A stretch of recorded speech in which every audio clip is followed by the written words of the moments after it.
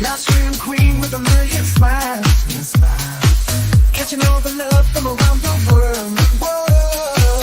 Hey Shelly, won't you shine your light in the darkest times to make it bright, bright. Live stream dreams, we're all by your side, Keep on doing what you do, girl. You're one of a kind, Shelly, Shelly, you're our live stream star. Keep rocking your show, no matter where you are. Hey, Shelly from the block. Jersey girl with a mouth that won't stop, no, no. Sassy, and I'm not afraid to show it. Gonna spill the tea, you better be ready for it. I speak my mind, no filter inside. Shelly's in the house, talking trash and truth. No sugar-coated blues. Get out the way. Jersey girl with something to lose. Shelly's in the house, time to break the rules. To the city, I'm the queen of cool. You can handle the heat, then take a hike. Shelly's in the house, drop the mic.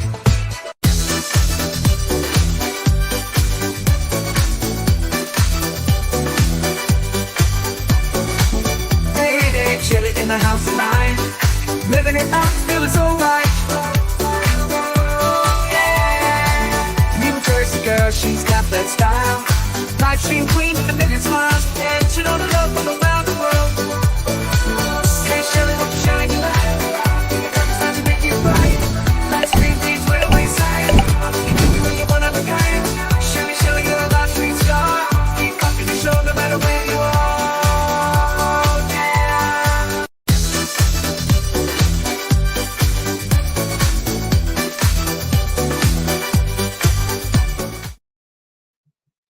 Talking trash and truths. Okay, that's good. Talking trash and truths. T3. Great. This is a great Abby. Hey everybody. I love that little clip that I got of Benny saying my name. It's one of my favorites. This is Shelly, your mouthy mama at Talking Trash and Truths. And this is Coffee and Chaos with T3. That's me. And today's topic is packing is a pain because boy, has it been a pain in my butt.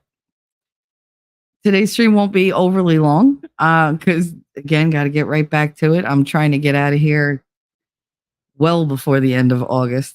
Hopefully, as soon as I pay August rent and my lease is up, I can just vamoose and get the hell out of here. I'm looking forward to it, but yeah, we'll see. We'll see how it goes. Real quick before I get into my chat and get lost, because you know I have a tendency to do that. Ellie asked me a while back to make a wish list on Amazon for the new house because I'm essentially starting my life over yet again. And she wanted me to throw some stuff on there that I need. So I've done that. I included the link in the description. Do not feel obligated to even look at it. It's just a bunch of stuff for like the bedrooms for me, Katie, Connor. And that's pretty much our domain. Everything else is left up to my mother.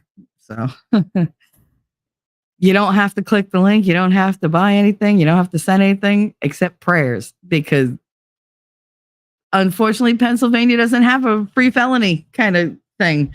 So, yeah, we're going to see how living with my mother goes because so far on the phone, not so hot, but we shall see. Jumping into the chat, let's see who's here. We have Lass showing up right away. She was here at 11:22. Yeah, I get my dosage, Shelly. I'm starting nap time now so I could be in chat. That's awesome. That made me laugh, and I've been smiling ever since. So thank you for that, Lass. I appreciate that.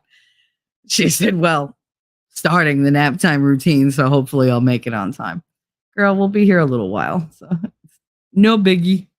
But I love that you're happy that I went live. I feel like I haven't gone live on my own channel in like forever. But any of you that, if you ever miss me, you can catch me on Winnings channel most of the time. If I'm not on the panel, I'm in the chat. I never miss a show. I might sleep through a show depending on how late, he and I were up the night before, or how good my sleep was. But I'm always there. Where you find winning, you find me. I mean, I've said it many, many times. Where winning goes, so goes my nation. You can't buy that kind of dedication, guys. Just remember that. But he's more than earned my loyalty over the past, well over a year now. We're coming up. I didn't do the time. Damn it. It's July 25th, 2024. It is a Thursday at 12:06 p.m., just afternoon on the East Coast. Looks to be like a cloudy kind of peekaboo from the sun kind of day, so we'll see. Lots of rain lately, lots of lightning and thunder. Last week when I would have been live, we experienced more earthquakes, which Jersey, not exactly known for its earthquakes. And for some bizarre reason, I was sitting here and I'm packing stuff up and I was throwing stuff out. And all of a sudden, my whole chair just went boom, boom, back and forth, and the cat took off. And I was like, well, the cat took off. That ain't good. And then I heard this loud boom. I assumed that it was a tractor trailer on the street, below my apartment, hit a bump or a sewer drainage hole or something. And that was the sound. And apparently it wasn't. They're saying there were no earthquakes, yet everybody from like Connecticut to like almost Maryland felt the earthquakes. 2 of them. There was one big one and then like a pretty sizable tremor afterwards, like an hour later. But with everything going on, that kind of got swept to the side. It's amazing. This has become Squirrel Nation. Something happens and then they throw this little thing off to the side and we go look at that and forget the big thing that happened. So that's part of what today is all about, because I got quite a few things to say. I haven't gone live for myself in a while, and I have a lot on my mind. So real quick, let's keep saying hi. We got Wolfram dropping those links. What would I do without you? He wipes his paws, lopes in, and howls. Rawr. Somebody throw him a bone. I would much appreciate that. And then we got Cool Gamer. How you doing, honey? Lass has made her way back in. All right. She said I made it only 0.23 seconds into the stream. Whoop, whoop. There you go. Every day she's hustling. Like, let's go. She said, I feel like it's been forever since you've gone live too. Yeah. I mean, this is my therapy, and it has weighed on me that I haven't gotten to talk to you guys. Because even though like I'm on Winnings literally all the time, even if you don't see me on the panel, I'm backstage sending them links and doing whatever. I'm also piped into him through Discord, telling him your sound is off, the thing froze, correcting things that he says, and he's like, I don't know the word. Then suddenly he knows the word. Yeah, guys, that's usually me. He just, he gets up there and he has his own way of doing things. So I don't like to step on his toes at all. And I know like when I start talking, it's virtually impossible to get me to stop.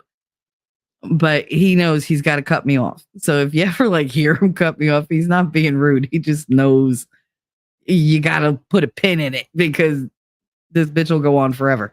And I will go on forever and ever and ever. So when I'm over there, I tend to be a little bit more subdued. I try to be a little funnier and less cursy, because I don't want him to get demonetized or anything like that because of me, because that would suck. So I come over here and I say what the fuck I want. But it's been a while and I needed the catharsis. Wolfram said, earthquake must be Shrillery was throwing a tantrum. I mean, I saw some weird video of her talking and Bill was off to the side, like looking at her, and the looks he was giving her. I was like, dude, how do you stay living? Like, not even just married to the man. How do you stay living in the same house with somebody who looks at you with such disdain and disgust? My ego could not take it. And I certainly wouldn't be able to sleep. I'd have to sleep with one eye open, like my cat, because I'd be afraid all freaking night long. Like, no, I can't be vulnerable around you. You're crazy.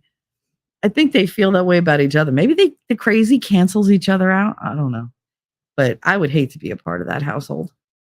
Les said, girl, I was just telling my husband this morning, they are messing with our weather. It's been unseasonably rainy. It really is. Like, I know we always had midday showers around here. You know, like you could count on it. Every like 2 to 3 days, you'd get a shower at like, you know, anywhere between 3 and 5 o'clock. And the only reason I know that is because for years, I would leave work when I worked for Shipco and I would walk home, and inevitably 10 minutes into my 15-minute walk, the skies would just go completely black, open up, and I'd be like, what the fuck? I would have to bolt home because God forbid I carry an umbrella with me because that would be crazy. I have everything. Well, I used to have everything in my purse but an umbrella. So your girl just bought a bigger purse and I got a smaller umbrella and I fixed that problem. But I mean, every single like time, at least 2 to 3 times a week, that would happen. I would get drenched in this downpour. We don't have that now. Now we literally have just nonstop days and days and days of rain. I'm having power outages lately, and I don't get power outages here. The main power outage we had was during Sandy, and even that, it came back quick as hell. We were only out of power for 9 days in this town, and that's because the whole town went down. And my building came back before most of the other buildings in town because we have, you know, so many different systems that run this idiotic building.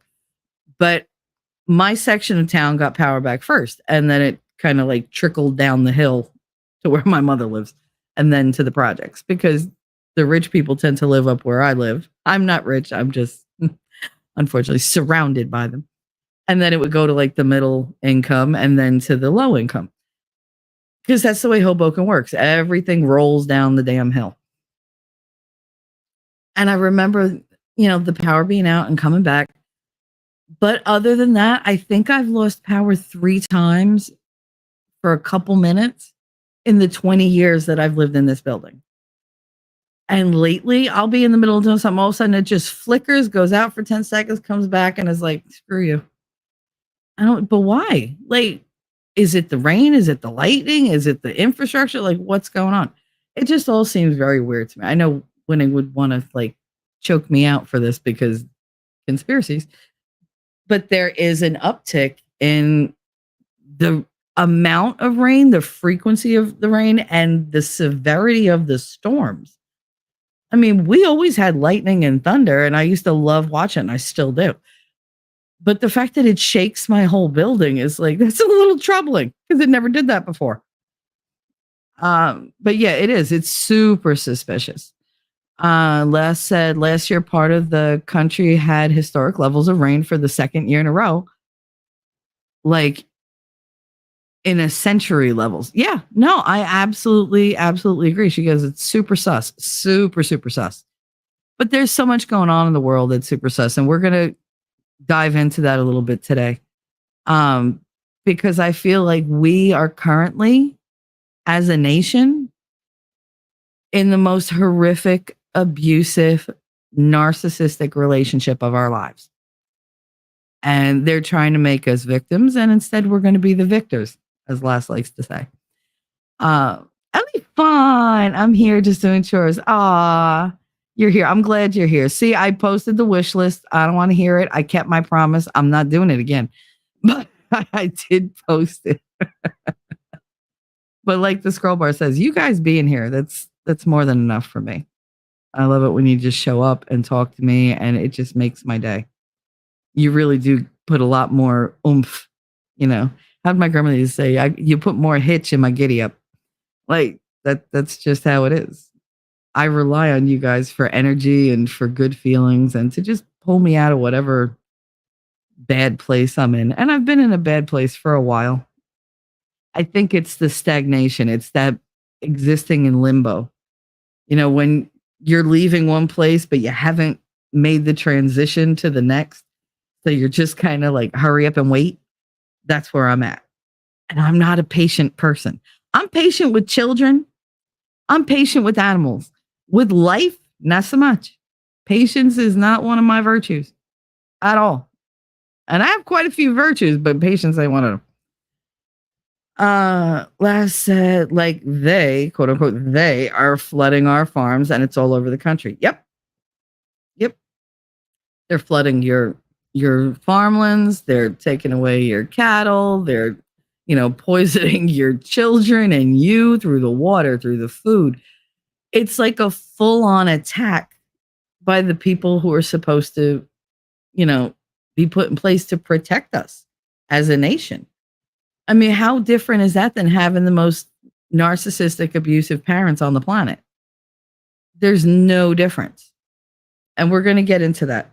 Right now, I want to say that I'm nervous. I'm nervous about this move. I talked to my mother, which, it's a trial in and of itself.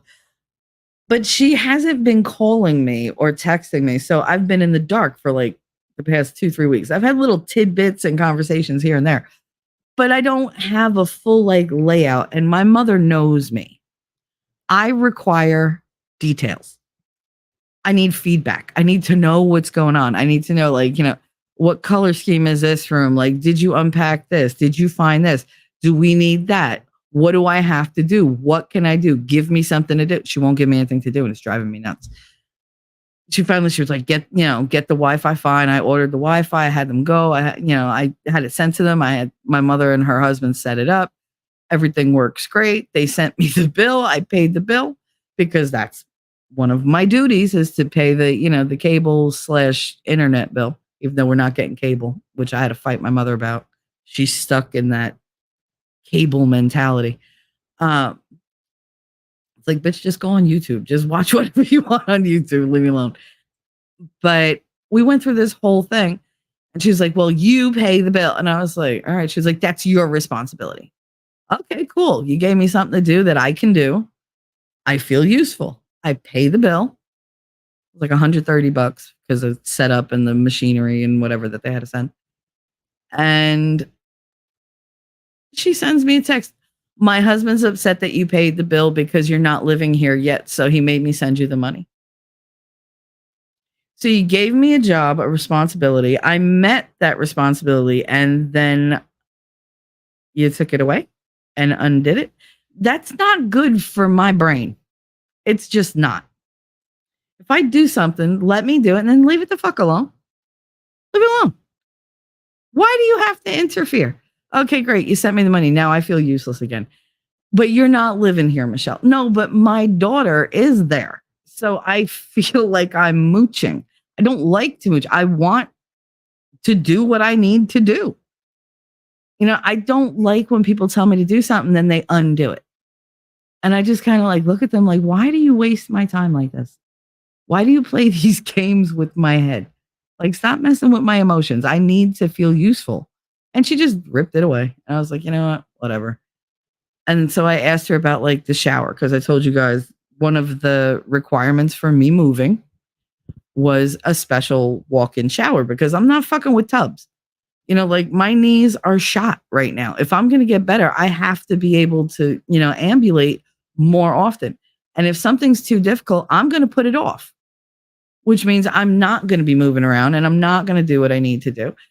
And climbing into a freaking big ass tub with no handicap bars, nothing to hold on to, but this little strip of wall, that would have definitely been an impediment for me.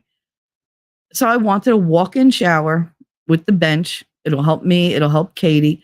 I needed a certain kind of bench for Katie because she has no muscle tone in her legs.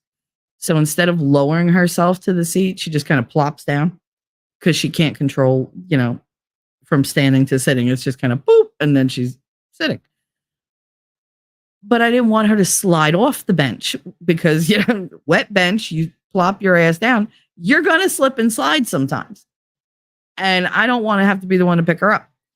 And I don't want her to fall to begin with, but I also don't want to be the one to pick her up because then we're both going to wind up on the floor. So that was my prerequisite. And I was like, I'm very specific, Ma, let me see them. I sent her a bunch of them, like links to them. Totally ignored me. Talked to her 2 days ago. She was like, oh, yeah. Oh my God, you wouldn't believe the guy came and installed the shower, but when he was turning off the main valve for the water, the valve snapped off in his hand and we had like a little flood and he was really good. We had to shut off the main and she went into this whole thing. And all I could think was, what do you mean he installed the shower? What shower? And she was like, oh, the shower that we bought. I picked it out. You picked out my bathroom shower, the one that's specific for me. You already have a walk-in shower in your bedroom because God forbid, anybody else have, like access. But okay, you have yours in your room. Connor has the bathtub shower combo in his bathroom. Katie and I have one shower with the same needs. You picked it out. Yeah. You don't know our needs. You don't have the same difficulties we do in mobility. And she was like, I tried to do some good. No, you tried to control something and you did it. And if I don't like it, you're never going to fucking hear the end of it. I will ride that bitch into the ground. I will go to my grave, be on my deathbed going, that wasn't the shower I wanted, because she's taking away any kind of autonomy or control that I have over my life. And it's pissing me off because that's happening everywhere now. I mean, I feel like I have no control, and I know me. I have to exert control in my life. So I'm going to find other areas to micromanage. And most likely they won't be healthy because if I can't find them, I'll create them. And this is all because she picked out a shower. But this is my mother. She just plods ahead, does what she wants, makes decisions, which are stupid usually. And I'm left sitting there going, fuck me then, I guess, whatever. Like, I just got to take it. But, I'm not 15 anymore. You can't just go give away my cats and expect me to do nothing. You can't go do this, kick me out and expect me to do nothing. These are not the old days. I am a woman full grown. I have raised a family all by myself with no help, either in spirit, in physicality, or financially. Everything was on me. And I raised two amazing kids. You ain't getting away with what you used to get away with. I will fight you tooth and nail. I don't want to fight with anybody, but if my mother wants to go, we'll go.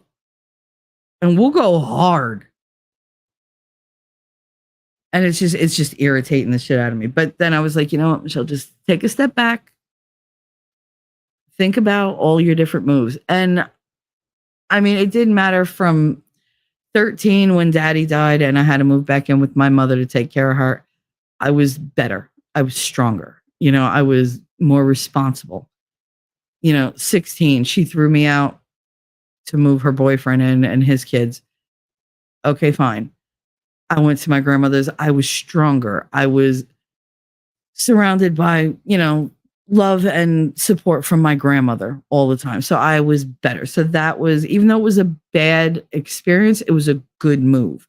So again, I moved forward a little bit. Went to college, again, learned more, became more responsible, became less responsible, got pregnant. Moved out of college, moved in with Miguel. All right, so I was taking care of business, going to doctors, doing everything. I was being more responsible because I had a lapse. And then I moved back into my mother's and she kicked me out again. And then I moved, when I was 6 months pregnant, back in with my grandmother. Again, really good move. I had my own space, It was a very clean, helpful environment. My grandmother was very nurturing, very, here, eat this, drink this, do this, buy this. You don't have the money, I'll buy this for you. I'll get this for the baby. And I had another set of hands to help me navigate through my first child's infancy because I didn't know what I was doing. I mean, I've taken care of babies most of my life, but that 24/7 thing is much different when they're yours. So I had grandma, so that was better. Then I got married and not the best move, but I moved to Kansas. Another change. I wound up separating from my entire family. And I knew at that point, because this was my first foray into the world on my own, I could do it. Because my husband didn't live with me that first year. Like we were separated, but we were living like down the road from one another. But then I knew I could do it on my own. I knew I could set up my own house. I could do my own shopping. I could, learn to cook all these different things that I never had the opportunity to do before. So again, that move, I came out stronger. I came out better. I divorced him, another improvement. Girls, sometimes you got to lose 230 pounds with the stroke of a pen. And I did, and it felt great. It was wonderful. It's like the shackles fell off and free at last. And I came home and I set up my own apartment. I set up my own house. I wanted to get pregnant again. I had Connor. And again, I did it on my own. If I didn't have funds, I sold things that I had of value. It didn't matter as long as I could be home with that kid when he was super small, because I didn't get to do it with Katie. I got to spend the first 3 years of Connor's life with him, like every single minute of every day. And it was glorious. It was time that I can't ever get back. And the best time I think I've ever spent in my life. He's my everything. I love my daughter, but because of my grandmother always interfering and then my husband interfering, we always had like this little disconnect, and her being so sick and them saying, you're going to lose her. Again, there was a little, like push apart. So there's a little distance, between me and Katie. We love each other very much. We get along the majority of the time.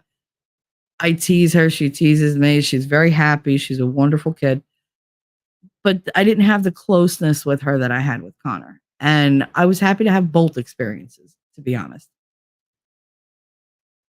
And I set up everything and I did everything by myself. And I came out of that move better. I was finally I was walking home one day with my keys in my hand. And I was like, holy shit, I'm a grown up. When the fuck did that happen? When did I become an adult? That's not right. Like something about this is not right. Remember to breathe. I'm trying. But again, I came out better. So now I'm at the lowest that I've ever been in my life as far as self-confidence and all that, because I'm very limited. I'm used to being the one who does everything. I'm the go-to girl. I'm, the jack of all trades. I'm the fix-it girl. You need an ear, you need somebody to cry with you. You need a hug. You need, $100. You need somebody to take you food shopping. You need somebody to make you, a certain dish or to teach you how to cook a certain something. You need relationship advice, career advice. You need an email written. You need a master's degree earned. I'm the girl you go to. And I'm not that girl anymore. And it literally feels like I have to reinvent myself again. And it's scary, terrifying me, because I don't know what my capabilities are, but I guess we're going to find out, because I'm going to push myself to the limit like I always do. But I don't know what the end result is going to be. I have to assume, based on the pattern of my life, I'm going to be better. I'm going to be stronger. And I have to keep going down that road. And I have to keep reminding myself of that. So I wanted to put that out there, because right now, as a country, we're all kind of going through that limbo stage of, oh my God, I was in this horrible situation. Things were just getting worse and worse and worse. And there's a light at the end of the tunnel. But I can't tell if it's the light of salvation or an oncoming train. So we're hopeful. And I just want everybody to realize that we're going through this tunnel of darkness where we're flying literally blind. We don't know what's going on. We don't know who's in charge. We don't know who's lying to us, who's not lying to us, what lies they're telling, what truth is coming across is kind of dubious. We're so in flux. Shout out to Flux, by the way, because she's been killing it on X, just bitching at everybody else, all the government agencies there. Oh, she has been on fire. It's been glorious. So check her out, FLUXX. But as a nation, we're pretty much in flux. And I got to believe that when we get through that, we're going to be better. We're going to be stronger. And even if that's up for debate, if that's doubtful to a lot of people, I say, why not put all your efforts into that being the outcome? Why let everything that's trying to destroy you accomplish the job? Trump took a bullet. I don't care what they say. It was a piece of glass. No, it wasn't. He took a bullet. I watched it. You can't tell me anymore what my eyes are seeing isn't true. I can formulate my own opinion based on the facts presented in front of me as they unfolded. Not when you do the rewind and decide to, rewrite, how things went down. We watched it.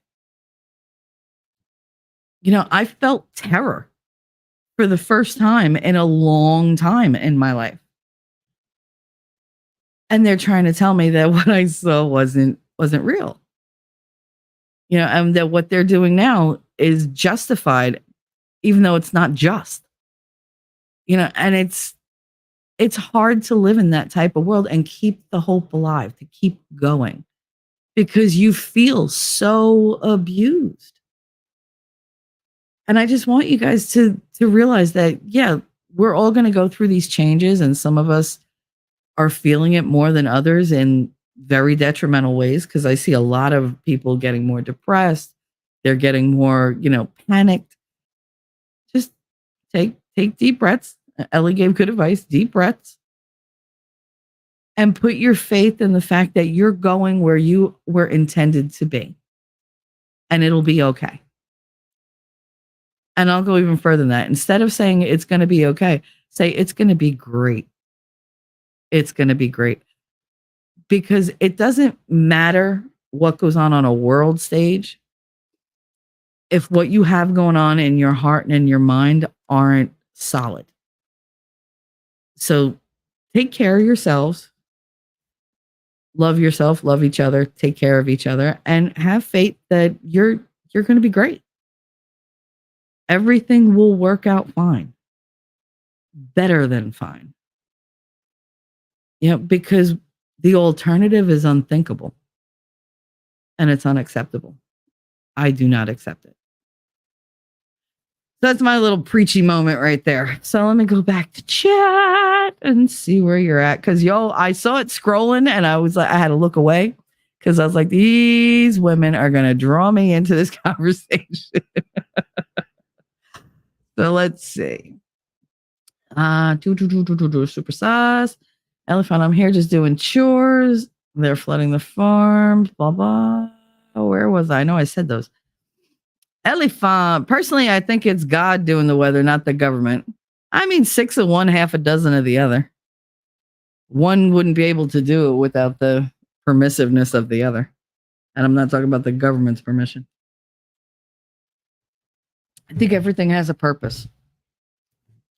Maybe we need this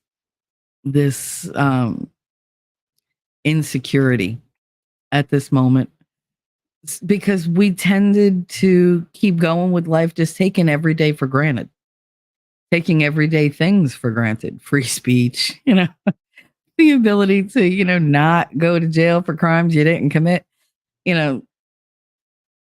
assassinations to us, that was something that these weirdo countries out in Europe and like Africa, South America, they all do that. We don't do that anymore.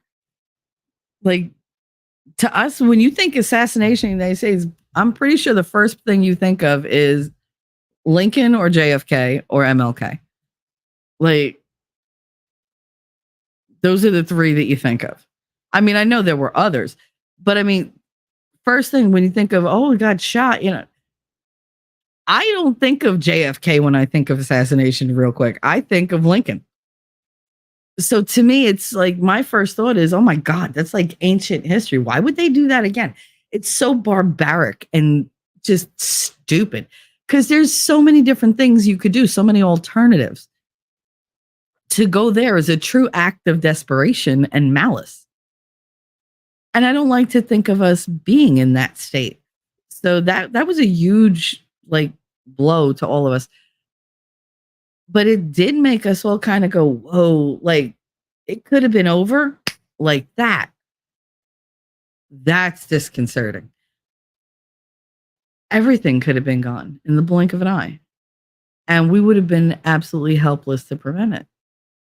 And I think it happened for a reason. I think it was to unmask certain agencies and individuals and departments and, bureaucracies and, systems that we have in place, and to wake us up and make us appreciate that what we have is unlike what most people in the world have. We have it really good. It's not been great, but we're a little spoiled. We are. We're a little spoiled. Because things other people are like, oh my God, we don't do that. Like, what do you mean that's an everyday thing for you? Like, we live so decadently, we don't even realize it. And this has made us kind of stop and step back and go, whoa, yeah, I have a good life, but that could be gone in an instant. Maybe I need to pay more attention. Maybe I need to be more active. Maybe I need to be a little kinder. Maybe I need to love a little easier and admit that I care about people. Maybe I don't have to hide myself away all the time and be this, hard, rough kind of person. Maybe I can show vulnerability so other people will do it. Because now we have to lead by example. We can't be like them. I would love to throw all the insults. Y'all know as soon as they said Kamala was running, the insult list in my head went into hyperdrive. I mean, it was light speed. I can't do it. Because I don't want to be like them. Because when they talk about Trump, when they, demoralize him and they try to take away any humanity or goodness that's in the man, of which there is plenty, it physically hurts me. Because I feel horrible because I'm like, how can you say these things about this man? He didn't do any of this stuff. Y'all just lie. You just lie to our faces and you think we're stupid because we've been blind, because we put our head in the sand. I was talking to T-Rex yesterday and we were talking about Gen X. And I was like, see, they like picking on Gen X and saying this and whatever. Gen X, we're lazy. We don't want to be involved. We are literally the I don't give a fuck generation because we don't give a fuck. We don't care. You want to do it, do you, boo? Just leave me out of it. Leave me out of it. We have very strong morals, very strong principles, but our biggest thing is just leave me alone. Like, I don't want to do it. We're the people that when there's a party and everybody's like, yeah, party Friday night, everybody get dressed up. We're like, yeah, great. Oh, party's canceled. Yes. We're so happy that we get to go put on a t-shirt and a pair of jeans or sweatpants and park our asses on the couch and watch like wrestling. Like that would make me much happier than a big friggin' soiree or whatever. But that's my generation. It's the, yeah, sure, we'll get together. Everybody canceled. Oh, thank Christ. Because we don't want to be bothered. We love the people we were going to go see. We would push ourselves to do it, but do we really want to be there? Nah, not really. And then you get home and, the person you're with is like, aren't you glad we went? Not really. I could have done that by myself. But I was telling him, I was like, we are literally the I don't give a fuck generation because we're tired.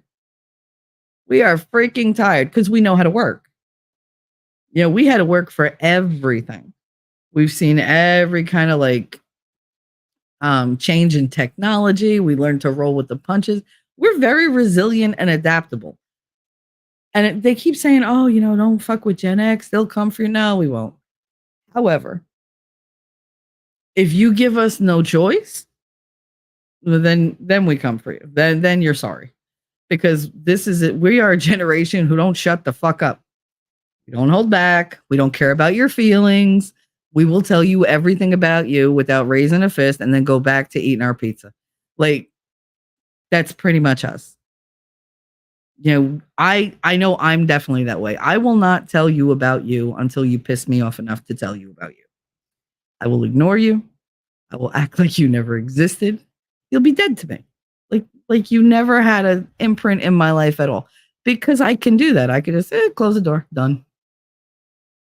Because that's just how it was. You got to like shut the door and move on. We are not the stagnating generation. We're the lazy generation. We're we work hard, but because we have to, because there's things we want. There's people we have to provide for. People are like, oh, get the job you love. We're like, no, we got the job that paid. Like, because we had shit we needed to buy. We wanted houses, we wanted cars, we wanted, nice, clothes, vacations, stuff like that. I just think it's funny because I told you, right? I was like, what? I was like, when you come for us and we have to actually like, we're that mother that's like, don't make me get out of this chair. And when you make me get out of my chair, it don't matter how fast you run. It don't matter where you hide. I'm going to get you. And you're going to be sorry that you made me get out of my chair. And when I'm done, I'm going to go back and sit in my chair. Like, that's just how we are as a generation. And I think it's been misconstrued, but that's also how we've gotten to this point. Because we literally sit there with the headphones in our ears, going la, la, la, la, la, singing, don't break my stride, while we just ignore everything and go, yeah, whatever. Like, we'll bitch and moan about it once in a while, but we don't really do anything. Now we got to do something. We don't really have a choice. And I think that's what these people are going to regret. Because yes, you do kind of wake a sleeping giant. Because now you're taking away stuff from our kids. And that's unacceptable. We won't stand for that. So, again, a little spiel. I got a whole bunch of rants going through my head, so we're just going to have to deal. They're going to come out as they come out. Last said your mother-daughter dynamic has been one way, and now that you're living with both of them again, which hasn't happened in too many years, your stepdad is chiming in saying, no, I don't feel that's right. Yeah, I know. Shelly, remember to breathe. I'm trying. It's been hectic. And going through all my stuff as I pack and throw stuff out has been super emotional for me. Let me catch up in chat because I know you're all going to give me shit for it. I'm already 20 minutes behind. I don't know what the reason is. All I know is I feel and have felt the energies off. Oh yeah. Everything feels just a little, not slanted. It feels slightly like a hair's breadth out of alignment. Just enough to irritate you, but not enough to do actual damage. But it's enough that you get that like weird creepy sensation going up your spine of like something is coming. And that's the part that I have a hard time dealing with, because when I think something is about to happen, it always does. And I don't get that feeling very often. I've had it maybe 3 times in my life and it's never worked out well. So I'm hoping that, my instincts are off and it's just the move that's making me wonky. But now you're saying you feel it too, so that don't help. Because you and I tend to feel a lot of the same things. We have many parallels in our life. Ellie Fine, as a Christian, I believe it's stuff we were told about in Revelations. Yep. I mean, what do we expect the last days to be like? Certainly not kittens and unicorns. No. I mean, I'm not saying no about the Revelations. I mean, yeah, no, like I didn't expect kittens and unicorns. I mean, I know God has a plan. I just kind of wish that his plan happened 400 or 500 years from now instead of right now. Like, just come on. I worked hard my whole life. I did everything to raise my kids the right way. Just give them a chance. Like, I want them to live in a world where they have a chance. I didn't put all that work into them for them to fail because of other shit. Like, if they fail on their own, good. You failed, get up, try again. But it's a lot harder to do when it's the world that's failing you. That wasn't, none of this was a scenario I could have prepared them for. I'm not prepared for it. So how could I set them up to be able to do it? So it's all so crazy. But yeah, it's absolutely, for me, there's so much going on that got biblical connections. And I've gotten way more into, religion and, spirituality and Catholicism. I was talking to T-Rex about that last night. I said, I dipped my toe in all these different like religions and stuff. I tried so much to like just broaden my experience, because I don't think you could always learn about things just by reading about them. Sometimes you have to live the experience to get actual valuable feedback. So, I mean, I tried that. I talked to different people. I participated in different rituals, dances, whatever, but at the core, even though I don't believe in the Pope or anything that shithead says, at the end of the day, I'm Catholic. I can't move away from that belief system, because everything in my brain, in my soul, reverts back to it. I listen to people that they're like, God doesn't exist, blah, blah, blah, and I'm like, oh my God, like I want to claw my own face off, because I'm like, how could you think that? Because it's unfathomable to me. I can't imagine a world without God. I can't imagine my life without God. And I hid it for so many years because it wasn't cool to, talk about God. And then one day I almost died, and I was like, well, fuck, cool. I'd rather just, be true to myself. I wanted people to know what I thought about God. I wanted them to know, how I viewed creation, how I viewed life, how I valued life. And I wanted them to, learn about forgiveness and understanding and compassion, and how much more powerful those things are than anger and hatred and violence. And y'all know I have that duality. I can be the sweetest person on the fucking planet and give you every single thing I own down to the last penny. Or I could destroy you with a couple words. It depends on my fucking mood. Again, I'm a moody bitch. Oh, well, let the world beware. But I accept that about myself, and I try to be better. I try to lean into the better parts of my personality, of my being. I slip. Guess what? Life's a bitch. So am I. You get what you get, and you don't get upset. I mean, what am I going to pull out? Another kindergarten thing? Chop, chop, lollipop. Like, this is all the shit that goes through my head, like just stream of consciousness. But that's what it is. Like, I am me. I'm never going to be perfect for anybody. I'm never going to be your top person 100% of the time. I'm going to fail. I'm going to stumble. I'm going to fail spectacularly. Okay, so are you. There's not one of us that's perfect.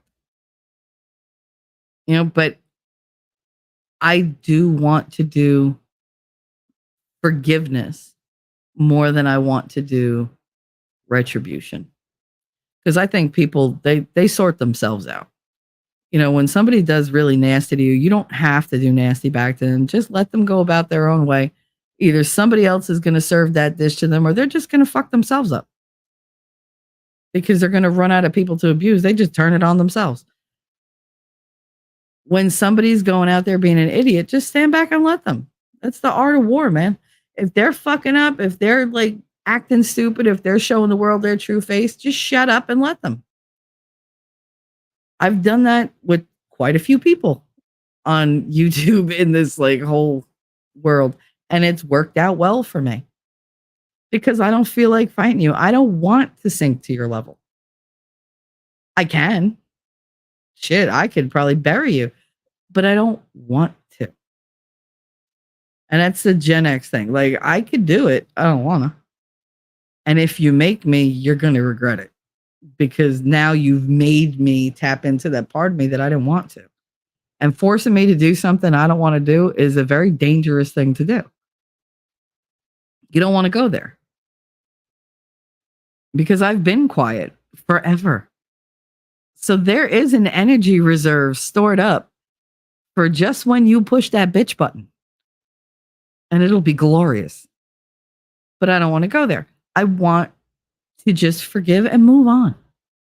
I don't want to keep rehashing things. Yeah, certain things will pop up and I have fun with it. But I don't go about it seriously. And I think where we're at, that's what we need to do. We need to just fix things. Instead of pointing fingers and blaming, figure out what the fuck you can do to make it different. Complaining is good and everything. Venting is good for the soul. But then you got to get off your ass and do something. Last said there's definitely a fight between good and evil happening, not red and blue. It's absolutely true. I mean, they're coming for our kids. All our kids. Which means what they're doing to our kids, they're trying to take away our future grandchildren, our future great-grandchildren. They're trying to make our bloodlines die out. How many of you had enormous families when you were little? And now you're down to what? How many people?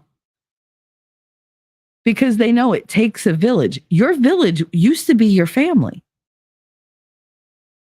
Now everybody's, separate, isolated. All those support systems we don't have anymore. But what's growing stronger and louder and more, prevalent? Government systems. We'll help you. Come to us. We just want your soul. It's making a deal with the devil when you deal with the fucking government. Because they're not content to take 6% of your income. They want your existence. They want to own you.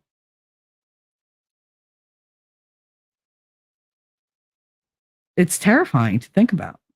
And we have to fight it. But we have to fight it the right way. Violence is not the way. You could think all the thoughts you want. Don't say them. Don't say them. Build yourself a mental box where you take all those things that you really, really, really think people deserve to hear. And just put them in the box and close the box for a while and calm down. And then when you look again, you'll see there's no point in saying what you wanted to say. Because you're just going to stir up a hornet's nest for nothing. And you'll come out looking like the petty one. But yeah, I believe that all of this is predestined because I think God is like, okay, I said I wouldn't send a flood. I said I wouldn't wipe everybody out. However, I never said I wouldn't send you all these temptations and devils and everything to show you that you're all straying, that you have to be better. He never said he wouldn't flood the world with assholes. I mean, to put it frankly, because I feel like that's what he's doing. He's like, okay, I'm not going to give you a deluge of rain, but I am going to rain down on you the stupidest people on the planet with the most evil intentions. And I'm going to see what you do. How many of you are going to reach out and ask me for strength and help? How many of you will turn toward me in times of peril? And how many of you will turn to me in times of happiness, of joy? Instead of asking me for things, thanking me for things. I think God's sussing us out, seeing what we're really made of. And with that thought in mind, you never want to disappoint your parents. That's the worst feeling in the world when they could beat you, they could take everything from you, they could ground you for a year. That will not affect you as deeply as your mother or father looking you in the eye and saying, I am so disappointed in you. You hurt me. You want to destroy a kid. That's how you do it. Lord. And I feel like I don't want God to be disappointed in me. I don't want him to look at me and go, why did I bother? Look at all I gave you. Look at all I gave you. What did you do with it? I'm so disappointed. I couldn't live with that. And I won't. So that's not an option for me. I will not disappoint my creator, basically, my father. I will not disappoint him. And I think we all need to kind of take that approach. Ellie said, I was always taught that the further we get from God with the inequity in the world, the more things will happen, and the earth is literally weeping. Yep. The weeping is all of the natural stuff going on. Yeah, it's the discontent. It's just because we've made the world uncomfortable. We've hurt it mortally. And now we have to do what we can to heal it. Last said, you have a point, Ellie. Yes, she does. She always does. In this constitutional republic that she loves so much, every fucking time. I swear to God, if I was playing a drinking game where I thought of Ellie and I would have to take a drink, I'd be dead right now. I'd have alcohol poisoning in about 20 minutes because the word democracy has been thrown around so freaking much. It's now senseless. It's just sounds. There's no meaning to the word. There's no definition. There's no continuity. There's no substance. There's no concreteness, nothing. It's a completely abstract bullshit thing that they just wah, wah. It's literally Charlie Brown's teacher just wah, wah, wah, wah, wah, wah, wah, wah. That's all I hear now. But I hear that word and automatically I think Ellie, because I know how she gets. I mean, it always makes me laugh. I love tweaking her like that. I'll say democracy just to make her go. Yeah, it's because it's fun for me. Because I love her reactions. It's great. I love that raw kind of no. You know, I live for that when she does that. But I had to bring that up because, yeah, if there was a drinking game, like, granted, I didn't have any of the shit that happened this year on my bingo card. So I scrapped that game because fuck that. But if I was playing a drinking game where I had to take a shot every time I thought of Ellie, whenever they said fucking democracy, I'd be dead right now. I'd be dead. There's not enough liquor in the world. There's just not. But yeah, I had to say that because that freaking it makes me laugh every time they say it. That's my counter to the aggravation because I was letting them say democracy and getting mad. Instead, now I just think of you, Ellie, and you just get. And I'm like, it just tickles me pink. I love it, girl. You make me laugh and you're not even there. Which, if any of you know Ellie, her main objective is to make the people on the panel bust up. Always. She's literally come into my chat and say, I'm not leaving till I make Shelly laugh. I'm like, okay. Like, you ain't going nowhere because I ain't laughing, bitch. No, but she always makes me laugh. I love all my chat. My chat is good. Chat is wise and chat knows all. But you all are amazing people. I am very blessed to have you with me. I honestly I don't know what I'd do without you. You've become more of a sticking point like in my life than my IRL friends because you're just I don't know you've seen the worst of me. You've heard it all and you're still here and still loving and giving. And you can't put a price on that. You can't even put a value on it. It's literally the most precious thing in the world to have that type of acceptance and camaraderie and friendship. And I do. I value every single one of you. You mean a lot to me. God, I'm a mush. Anyway.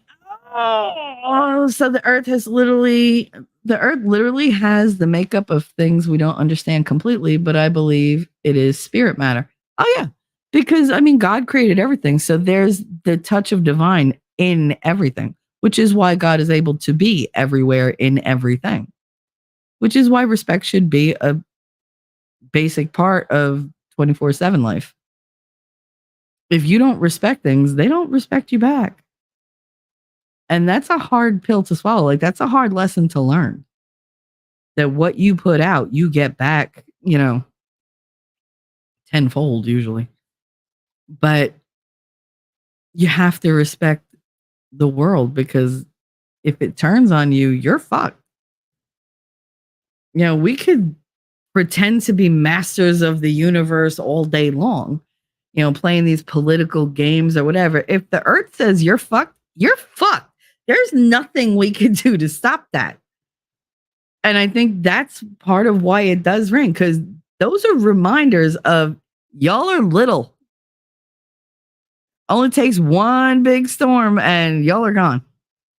Like Mother Earth is like, I can do this. God is like, I will put her to, like put you back in your place. I will make sure that you know how infinitesimally small you are. And yet I love you. So be grateful. Stop being, douchebags. Stop making bad decisions. Stop being evil. Turn back toward me, because you could be gone in the blink of an eye and I'll just create another one. It would break his heart probably, but you got to do what you got to do. Parents got to make hard decisions. I don't see God being any different. I don't think he took any joy in the flood. I don't think he took any joy in, destroying Sodom and Gomorrah. I don't think he took any joy in any of his creations suffering, dying, making bad decisions. I don't think he takes any joy in any of that. But maybe we should work a little bit harder to give him things to be joyful about. Because maybe that would help. It sure as shit couldn't hurt. See, this is one of the reasons why I don't talk about religion, because I have a horrible potty mouth, because I have a lot of shit that goes on in my head. And that's my way of expressing myself. Would God like it? There are people who would say, no, God would absolutely hate the way you talk and the way your mind works or whatever. But you know what? He made me. And he's been with me every step of the way. And every time I got fucked up, got whatever, he's been there and he's been like, you could do it. Come on. Next step. Let's get to the next step. I know that. I don't think God has a problem with my language at all. Because the sentiment behind everything I say is 100% sincere. Because it all comes from a very pure and good place. And it comes from a place of love and concern and, brother sisterhood. It's not meant to hurt anybody. And it glorifies him because I'm absolutely authentic. Yes, am I different from what the Bible says, like the perfect Christian or whatever is supposed to be? Yeah, but that doesn't make me any less. The fact that I have all these flaws and I still have this immense what's the word I'm looking for? This unalterable love and worship for God, that I don't think the behavior or the words that I say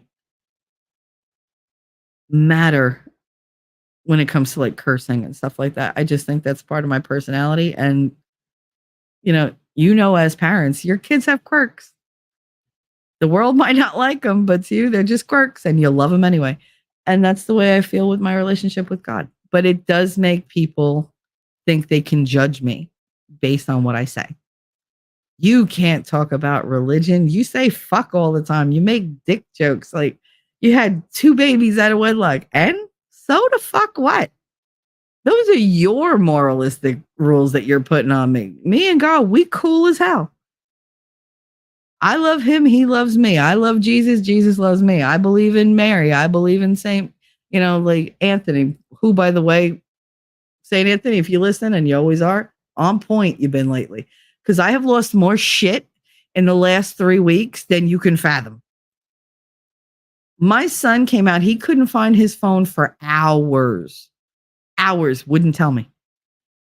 Phone was dead. Battery had gone dead. He couldn't find the phone. He was freaking out. Can't find the phone. Can't find the phone. Now, I'm aware because I have ears. According to Winning, I have bat ears. I could hear him.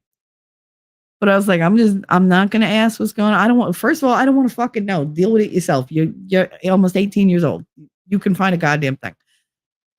And he finally came out and he was like all visibly upset. And I was like, what happened? So I did the mom thing. I was like, well, where'd you have it last?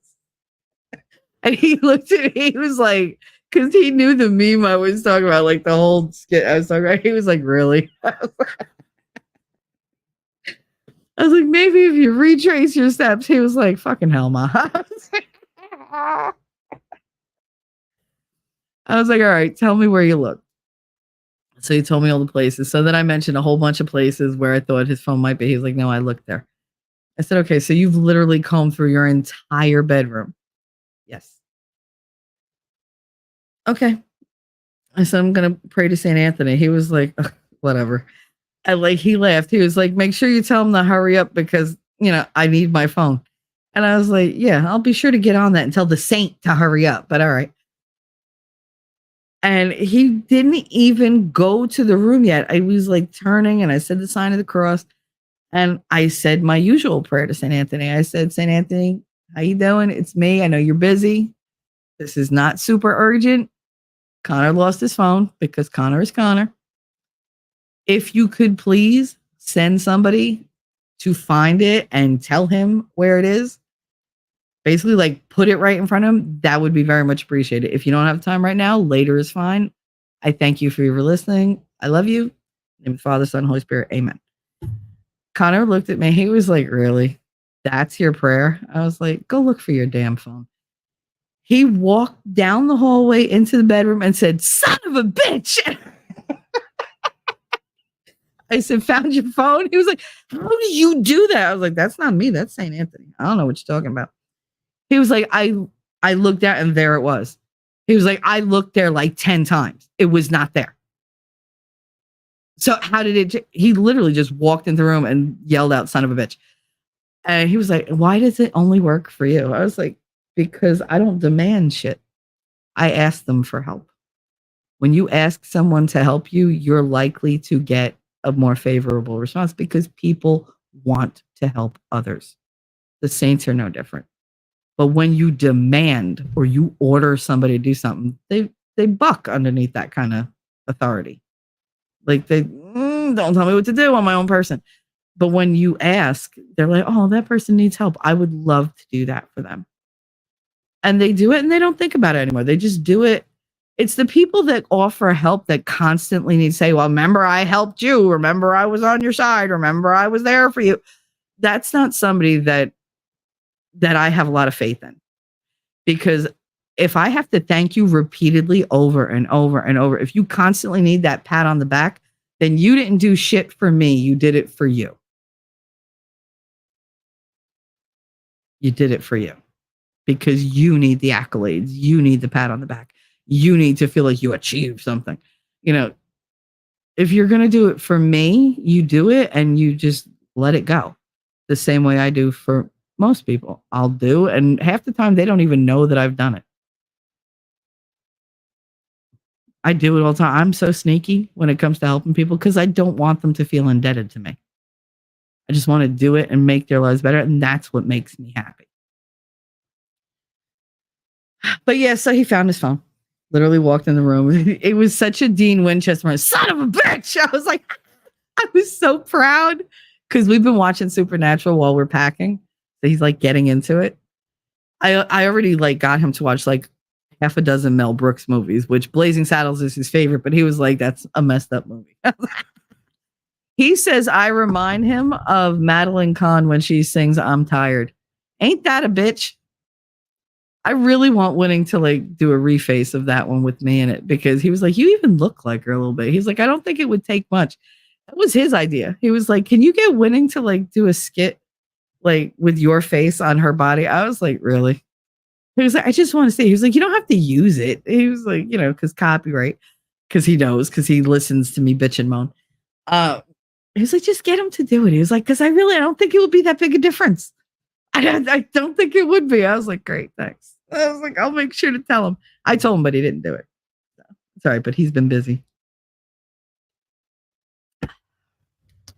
I know I squirreled again. This is what happens when I have one show in a week where I get to just be me.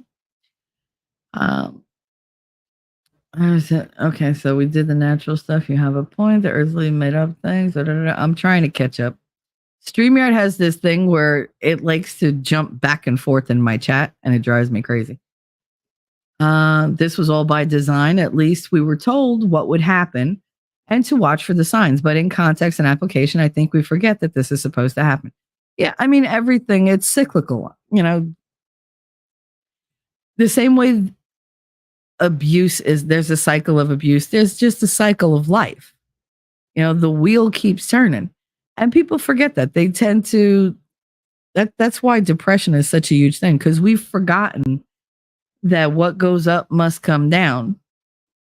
But what you throw to the floor usually bounces back up at some point.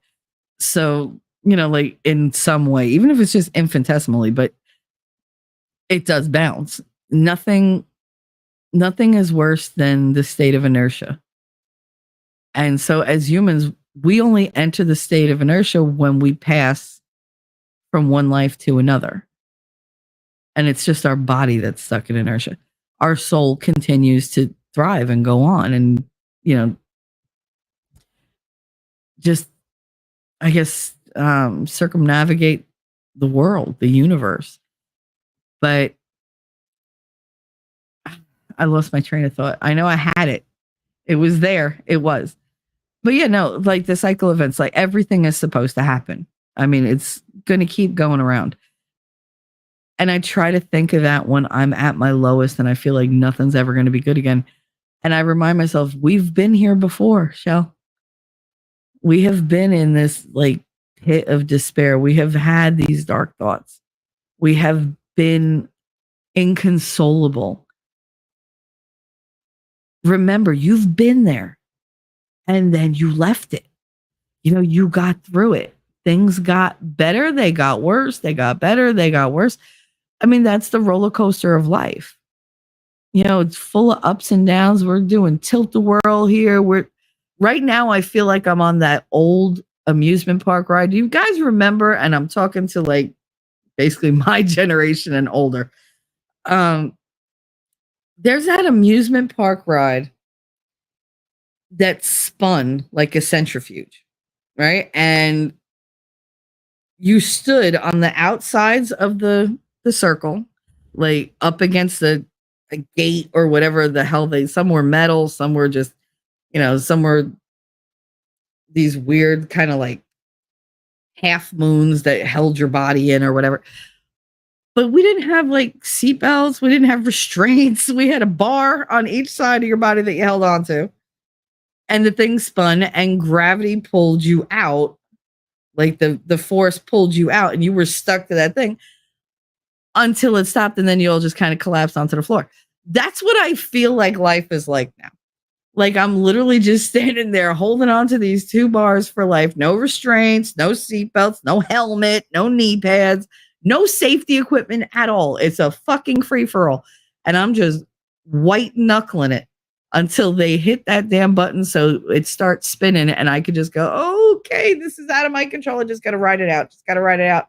Just go right out. Okay, it's stopping. Oh, I'm disoriented. Time for a nap. Like, that's where I feel like I'm at in life. Like, that's how life feels right now. It's just spinning me till I puke. Last said, I've had to turn off the news TV and turn on Golden Girls. Yep.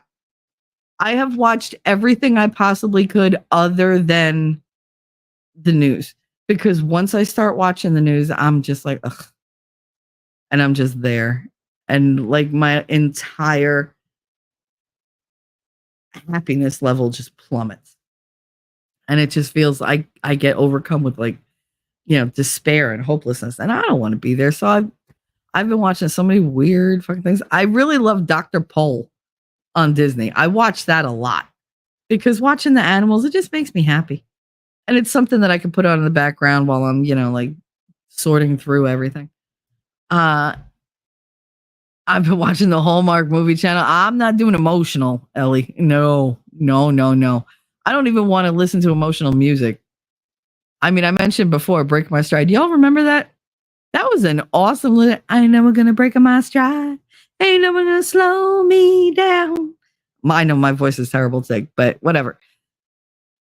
I love that song because And that's what I've been listening to. There's no emotion there. There's nothing that's going to trigger tears. I listen to that. I listen to like Karma Chameleon, stupid friggin' songs that are just like very catchy and very repetitive, but are upbeat because I can't deal with any more fucking emotion. Can't. I don't want to look at it. I don't want to hear it. I don't want to see it. I don't want to, feel it. Nothing. But I don't want to be apathetic. So I have to like up my energy and listen to the silly stuff. Jesus, what was it? Like 2 days ago, I was talking to Whitting and I was doing something. He was doing something else. And it was like that, like real late in the afternoon. And of course I was droning on and I put him to sleep, which happens sometimes by design. And so he was napping. I could hear him napping and I started singing and I sang every single Italian song I knew. Like 12 freaking songs, like in perfect, like my Italian. And he missed the whole damn thing. And then like he woke up, I was like, what were we doing? Nothing. Nothing. Because I just amused myself. I didn't want to like sit there and have alone time in my head, even though he was right there. And I was just singing. I figured if he wakes up to me singing like songs about Peppino, the Italian mouse, like he'd laugh.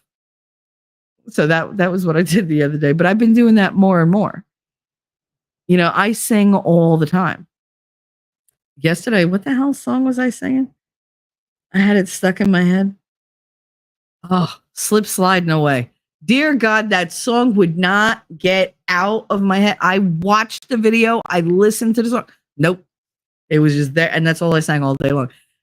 And he goes, are you, because I was like really low saying it. He was like, are you singing Slip Slide Away?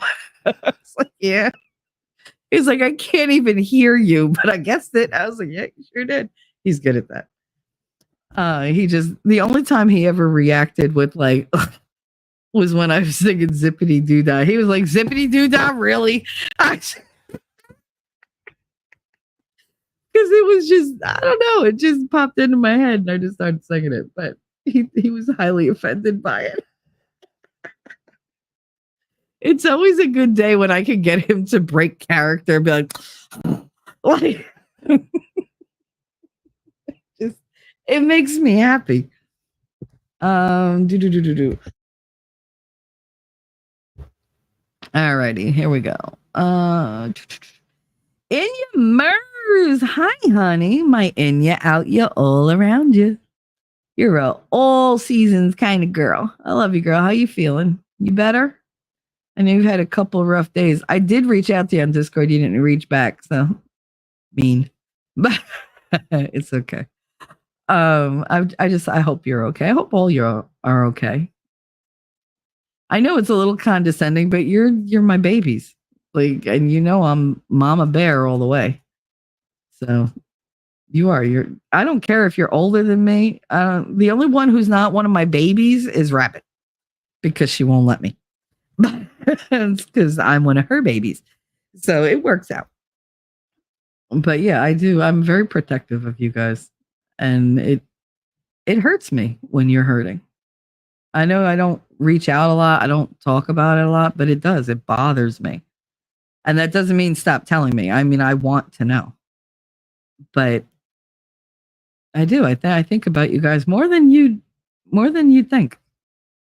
More than you think. You all are on my mind.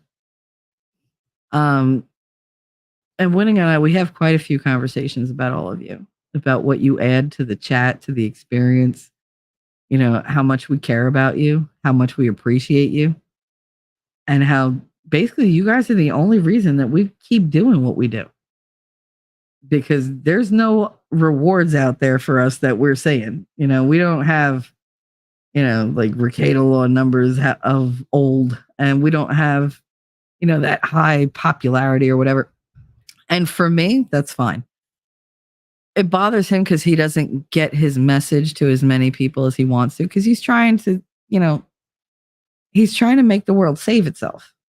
He's trying to arm them with the tools they need to fight the oncoming battles, and the upcoming battles. And it's very frustrating for him that people don't see it, or that enough people out there are willing to just turn that blind eye and be like, well, whatever will be, will be.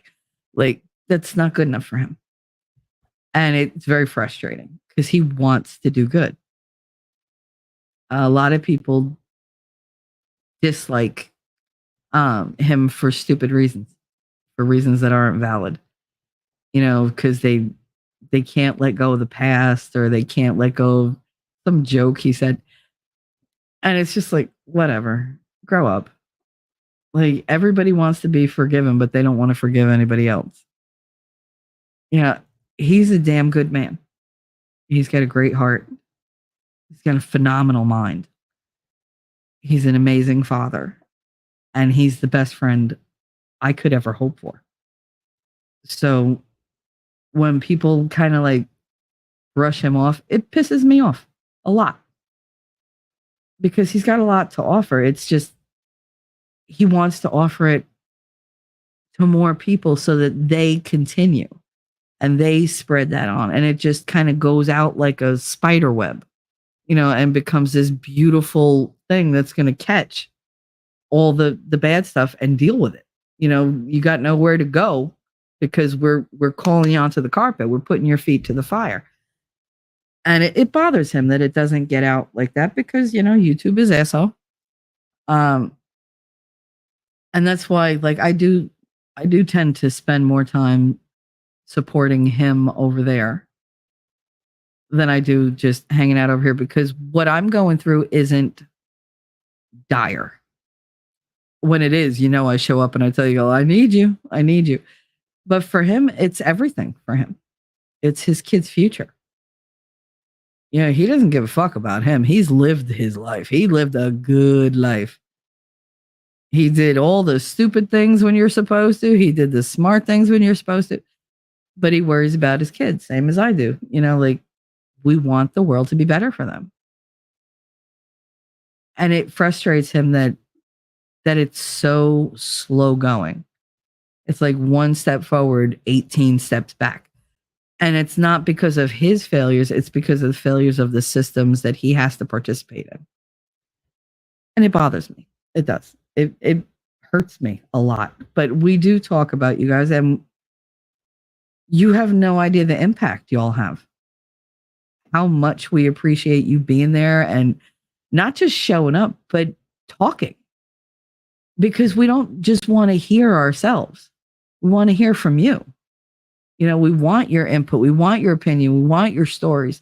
We want you to be an active part in the world that we're trying to push toward.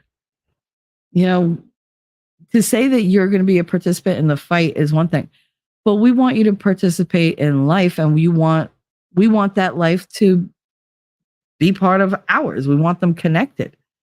And it really does mean a lot when you guys show up and you're chatty and you're joking and you're super supportive, which you all always are. And I just want you to know that what you do, you might think, I'm just tuning into this show, whatever. To you, it's just tuning into a show. To us, you're showing up. It means that, okay, I can do this again.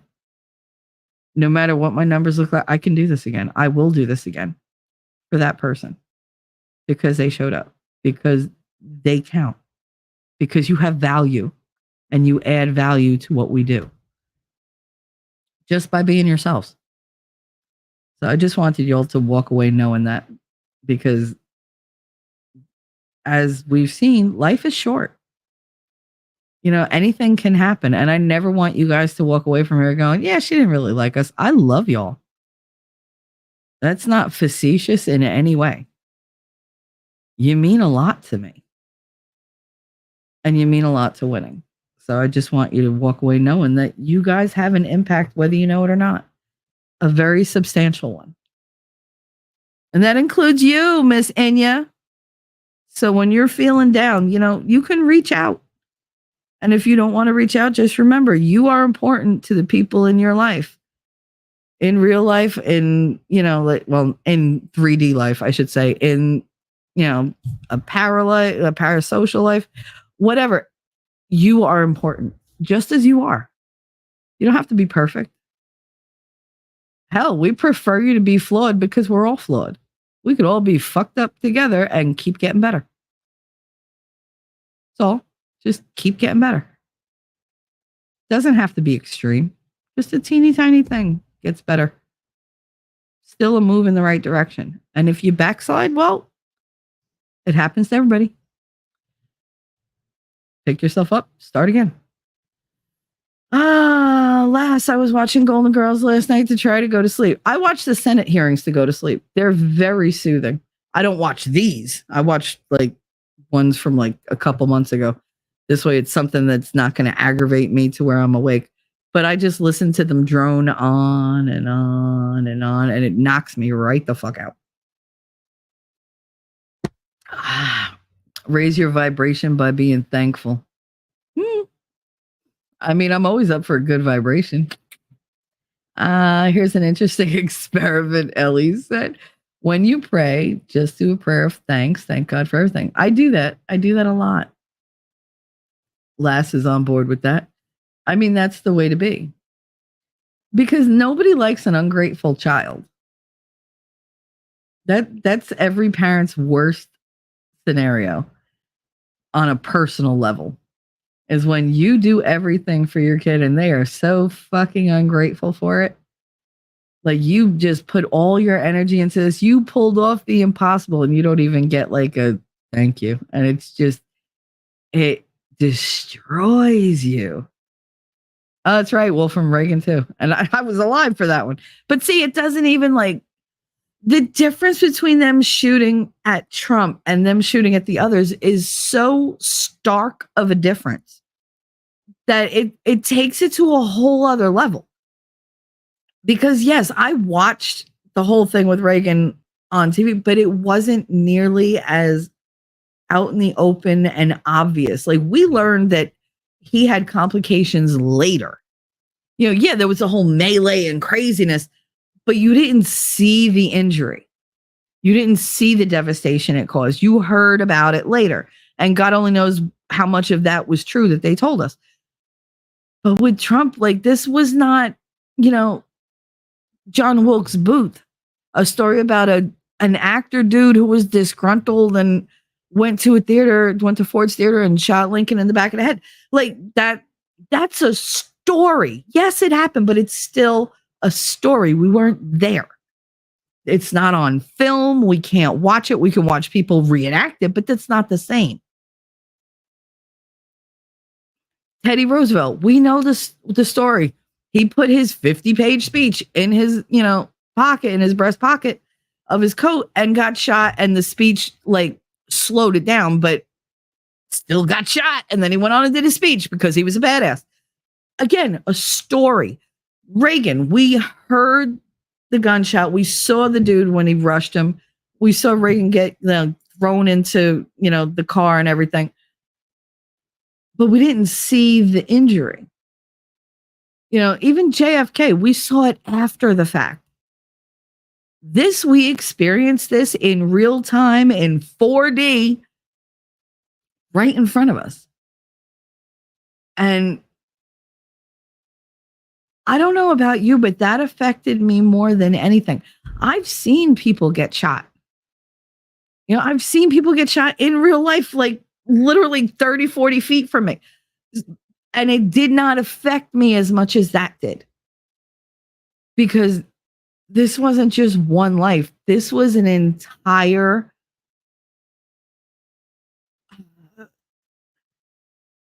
it was hope to me. I felt like they just killed all hope for me, because I didn't know if he was going to be okay in that split second. And when he stood up with a battle scar and, blood warrior paint on his face and said, "Fight," I was never so moved in my life. I'm not afraid to say I burst into tears. I was absolutely like inconsolable, and yet elated because he was okay. He was going to be okay. I got to watch it right in front of me, and I got to know who was involved. And that it affected me so much differently than just stories of history. You know, it was so much more impactful.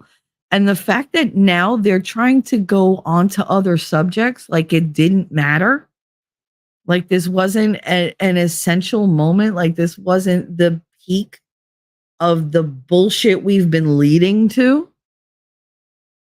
Like this wasn't everything, like trying to balance on a razor's edge. Could have gone one way or the other. You know, for them to just dismiss that and be like, oh, Project 2025, which by the way, he's not involved in, or, oh, criminal charges. He's a convicted felon. Yeah, with bullshit charges that your side trumped up against him, not to be punny, but like, we all knew that none of them were fair. He didn't get justice. Nothing that they did was just. Oh, well, he sexually, what the bitch don't even remember like anything that was said. Somebody else created that narrative and said, oh, well, you're just going to say yes. Yeah, I get 80 some odd $1 million. That's great. I'll say whatever you want. Like, stop. All these people out there, like, with all this bullshit. That's what they want to focus on. Oh, J6. J6 had nothing to do with him. We literally have seen the video.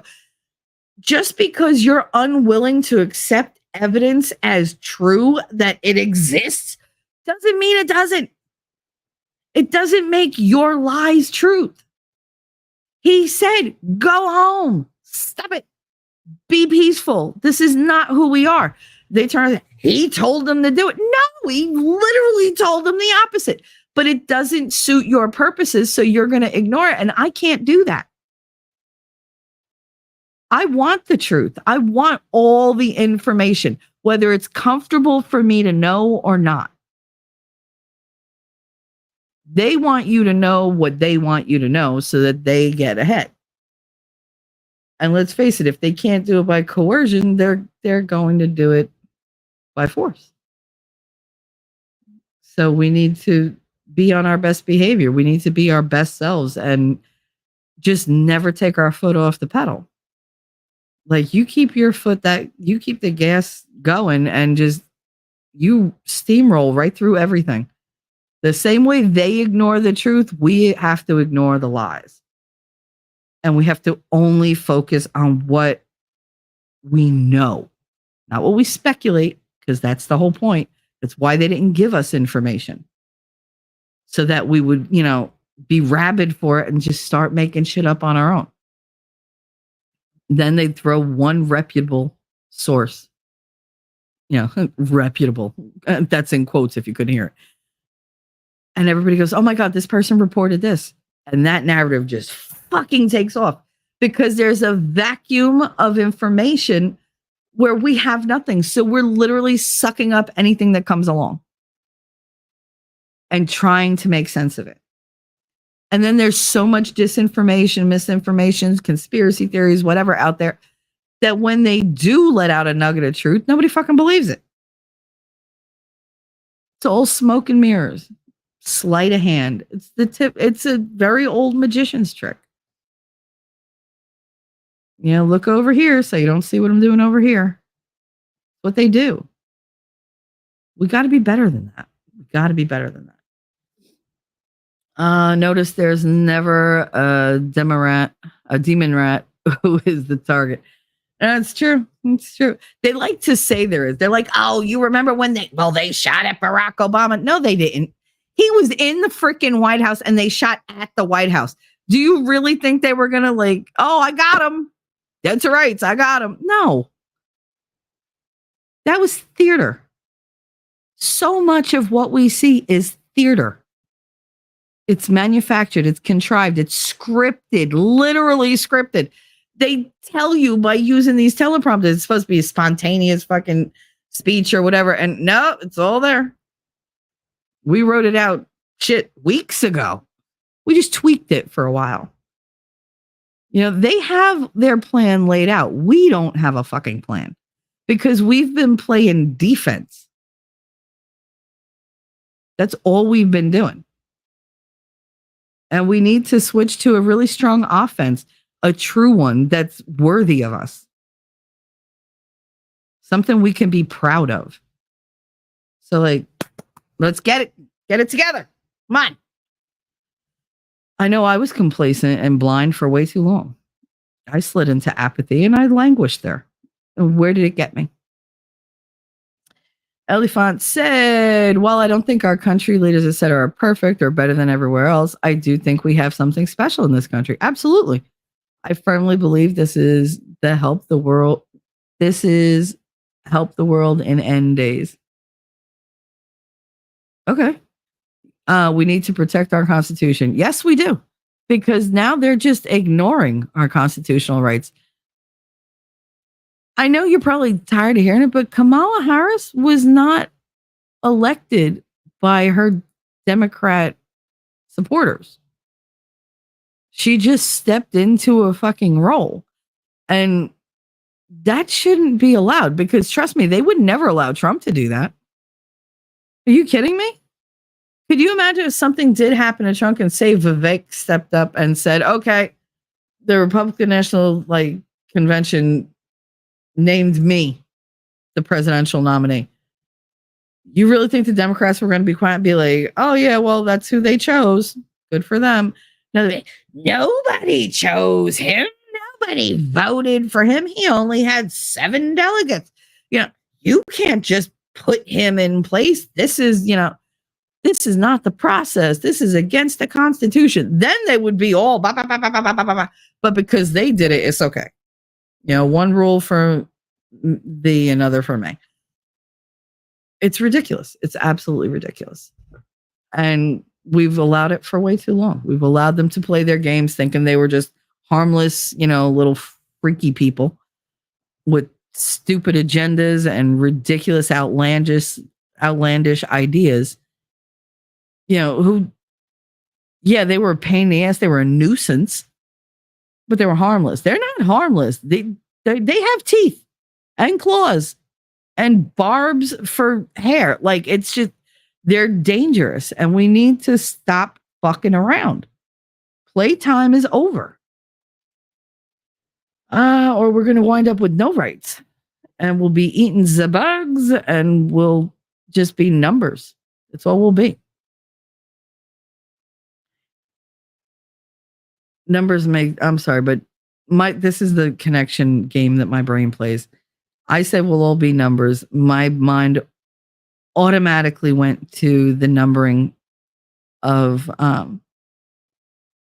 the captives in Auschwitz and all the concentration camps. And I hate to make that connection, but it's really not going to be that different because we're just chattel to these people. Power, money, legacy. That's all they care about. They don't care about us. We're nothing. We're absolutely nothing and we're completely replaceable. And if they could have the planet to themselves, because the world is not big enough for these types of people.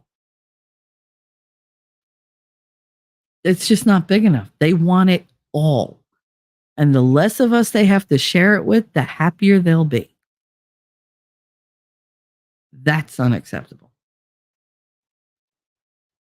I'm not willing to eat the bugs. I know we joke. I always joke, eat the bugs. Vinning, they want me to eat the bugs. But yeah, no, it's not a joke. I mean, I have to joke to cope with it, to deal with it.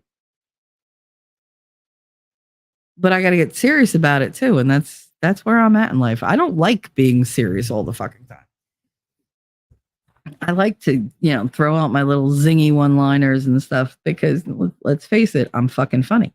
But I haven't felt funny for a while. Because shit is serious. The shit has hit the fan. Mimsy, how you doing, Mims? What you doing, girlie? Nice to see ya. Good advice, Lady Modem Sky. Needed to hear that today in my suffering. Oh, honey. I'm sorry. I'm sending you as much love and energy as I can because I'm actually feeling pretty good today, despite the fact that I should feel like crap after all the work that I put in yesterday for moving. But yesterday was a heavy haul day. So it was a lot of lifting heavy things repeatedly for like 4 hours by myself. So I should be in a ton of pain, and I can only think it'll probably hit me tomorrow. So today I'm going to make that kid work until he sweats and then keep going. But I'm sorry to hear that you're not feeling good, honey. I'm sending you everything I can. I would love you, Mims. I often thank God daily, even for the little things. It does help. It does. When you can get one little thing accomplished that you didn't think you had the strength to do, you feel like Hercules. You're like, I can do anything. Well, calm down there, Tonto. Like, sit down. You did that. Recoup. You're very generous with people, Mimsy. You need to start being generous with yourself. It's okay to rest. You're not really resting. You're recharging. Think of it that way. Everything you do is an exercise in moving forward. You're never stagnating. Not my girl. So you're going to be okay. Just show some grace to yourself because you're worth it. Elephant, I said I meant aren't perfect. Oh my God, sorry, bad time. No, I read it the right way, I think. I think I auto corrected your post when I was reading it. I'm not awake yet. I made sense the first time. You always make sense to me. I see, that's what I love about you guys. Typos, everything else. Doesn't matter. I get what you're saying usually. She's a good Emma, everybody. I know. I agree with you about the earth weeping, Ellie, about all natural stuff going on. Yep. Oops, one demon rat was targeted. I forgot about George Wallace of Alabama. Yeah, but I mean, when you think about all the different things that he did, that was inevitable. P digits. Oh my goodness. How am I an hour behind in chat? That's unfucking believable. Finkel is Einhorn, thinking is difficult. That's why most people judge. How you doing, P digits? Things do feel off. Yep. I don't usually talk about my relationship with the creator. And you said, spent years pretty hurt and mad at him. Same. I keep that relationship pretty private. I'm probably going to hell for it. No, I don't believe that at all. I really don't. I know Nick did the whole thing the other night about the prodigal son, returns and whatever. Here's the thing. God's love isn't conditional. It's not. He loves you unconditionally. Does that mean he's going to spoil you and enable you? No. He will discipline you. But you can always return to him. Home is where the heart is. Your heart comes from God. That's your home. They say you can't go home. You can always go home. And you can carry home with you. You never have to be alone in that, ever. So I don't think you're going to hell. I think you're a wonderful person. You're a sweet soul. And you deserve good things. You need to tell yourself that you deserve good things. Control. Hey, nerd, control the kids, control the future. Yep. Mimsy, I'm in sync with your state of mind today, Shelly. Oh, are you squirreling? Because I just lost an entire hour. I looked down, I was only 20 minutes behind, and now all of a sudden I'm an hour behind. So fuck a duck. I need a cigarette. Let's go. I've been pretty good. Violence has P did it said violence has 4 elements: target, weapon, level, stress, motivation, triggering event. Yeah. Violence in my life has 1 element: existence. I don't think I've ever not encountered violence on a daily basis in some way, shape, or form. It's weird. But I mean, that's one of the reasons why I can't wait to get the hell out of this area, because it's so hateful. You can feel it in the air. The hatred and the anger and that how do I describe when I go outside here, and this has been for the past 4 years, about 4 years, more like three, no, more like 3 years. It's been the last 3 years for certain. But whenever I left the house, it's almost like you would imagine what the inside of a soda bottle would feel like if you shook it and just waited. Because the pressure is going to build and build and build and build and build. And then you just give that one little, like, have y'all ever had like a bottle of beer and somebody comes up to you and they take their bottle of beer and just hit the top of your beer with the bottom of theirs, and that's what life has become. And it just, I can feel like I can see those two bottles are like a hair's breadth apart, but the connection hasn't been made yet. So the explosion hasn't been made, but it's imminent. That's what I fear. That's what I dread. And that's what I'm trying to get away from, because that's what it feels like here. It feels like the last of the fuse that lights the dynamite off. Like, that's what this feels like. And it's palpable. Like, I can feel it on my skin. Like, it's that real. It's that severe. And it never felt like that. I've been through riots here. We went through like a whole, like, there was a good like 4-year stretch where Jersey City gangs and Hoboken gangs were warring constantly. There were shootouts, there were drive-bys. You were not safe. It still didn't have that level of violent, explosion about to happen. It didn't have that. It has that now. And I got to get the fuck out of here before it goes, because I don't want to be here for the fallout. I don't want to be here for the hit, and I don't want to be here for the fallout. That's not my thing. I don't go around with hate in my heart. And everybody here is fucking angry. Like, they legit just detest people they're walking past, don't even know them, but they're sneering at each other. And it kills me, because I'm like, but why? But why with the nastiness? Can't you fucking smile? Like, would it kill you? Would it break your face to crack a grin? You'll feel better. They'll feel better. Everybody will feel better. Like, let some of the pressure off. Nope. They don't know how to bleed the pressure out. They just let it build up. But don't know, well, we're going this way. But it doesn't have to be that way. Everything is reversible. Even if you could just let the pressure off for a couple days, just to bring the temperature down. Just, calm your tits a little bit. But they don't want to hear that, because that's not exciting. That's not sensational. That's not something that we could all be all so dramatic and victimized about, because, oh God, life is so hard. Life is really good too. But they don't focus on that.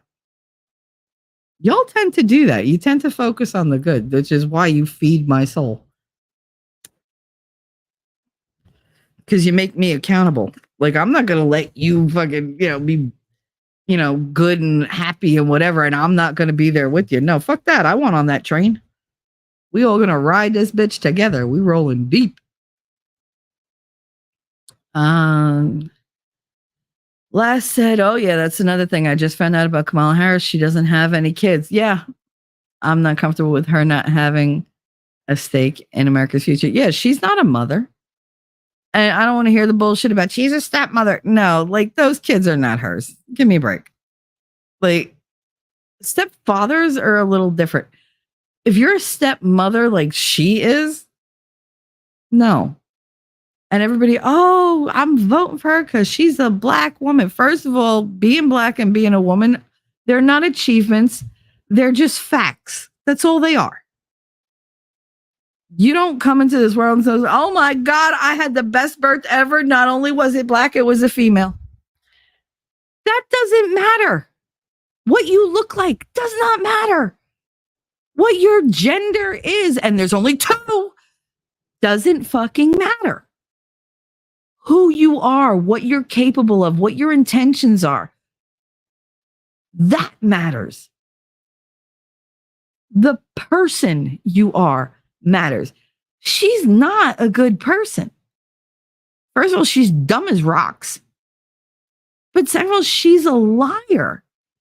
And she called Joe Biden racist and then was like, oh my God, we're like the best of friends. Shut up, you fake fuck. Like, I want somebody authentic. One of the reasons Trump has so much support is because he's predominantly authentic. And that's why people don't like him. Because he's like, yeah, I mean tweet. Fuck you, you don't like it. This is who I am. See, maybe that's why y'all listen to me, because we do a lot of the same personality things. You know, he's very abrasive. I'm very abrasive. But he cares enough that he would put himself between you and harm. He would take that hit himself. And so would I.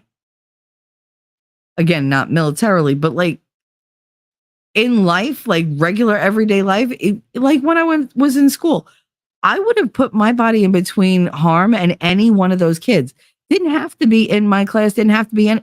I would have done it every single time. And I did. Every drill, every lockdown we had with shooters in the area, who was at the fucking door? I was. Because you're not getting past me unless I'm dead. I will make sure these kids they're my responsibility. They're little human beings. They can't protect themselves. That's why the fuck I'm here.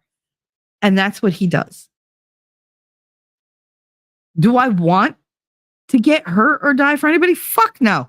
I would love if somebody would just give me ice cream and be like, here's an ice cream. Go sit and just enjoy the sunshine. That's your day today. That's it. By the way, that ice cream, it's the best in the world and it has no calories and it makes you lose weight and it also increases your savings account. That's my idea of like a perfect little scenario. I would love if somebody would do that for me. Are they gonna? No. Is somebody going to take a pot shot at somebody who's, you know, maybe smaller than me, weaker than me, even better than me? Would I put myself between them to protect them? Yes, I would. Yes, I would. But I don't want to. I don't want that scenario to ever be an actuality. I want things to be easy. But if wishes were horses, you know, it doesn't work out that way. It just doesn't. It doesn't matter that she's black. It doesn't matter that she's a female. By the way, she's not like black. Who was talking about? Officer Tatum was saying something about in the past, in order to be black, it meant that your mother and father and like your ancestors were black. But if your mother and father were white, then you were white. However, if your mother was white or your father was white and the other parent was black, you weren't considered white. You were considered black because the white was now mixed with the black. So you could no longer be pure. So they called anybody with any kind of non-white DNA black or, you know, Indian or whatever. Like, but they gave them a whole separate categorization. That didn't make them that. It just made them not white. It was a way of discriminating. So when people say, oh, I'm this, you're literally discriminating against yourself just by claiming that one thing. You know, should they be proud? I guess if they like her, they could be proud. But I mean, she's not exactly representative of the true black community that's out there. You know, she's privileged. She's part Indian. She's got a white Jewish husband. You know, she's not relatable to the black community as a whole, where they're at in history right now. And I don't understand why they're trying to like rally behind her because she's a woman. Okay. Y'all know when you go out as a woman, you're not in the superior position. You're vulnerable. I don't want somebody who's vulnerable in charge of my country, my future, and my children's future. I want strength. I want somebody with old connections. I want somebody who can get the deal done, who's good at negotiation. I want somebody who's going to win it. Win the future for us. Bring it back for us. I don't need a fucking figurehead. The time of like, oh, look, like just this weird unearned worship is ridiculous. I need somebody strong who knows what the fuck they're doing. She's not in it for us. She's in it for the establishment, for the elites, for the global order. She's, kill every baby. She's like, oh, you just had too many crimes. Well, you know what? I'm just going to work you to death. Like all these different things. Let in all the illegals, because that's what America's about. No, it fucking isn't. No, it isn't. And it never was. Aside from the ones that landed here first, and even they were not exactly welcome because they were a conquering nation. Like they were conquering people, even though they didn't think of it that way. These illegal immigrants this is an invading, conquering army coming onto our shores, our lands, in our lives, trying to take our liberties and our happiness from us. And not only is it supported by the current administration, it's encouraged. And they want it to increase. That should be considered crimes against humanity. And that should be considered treason.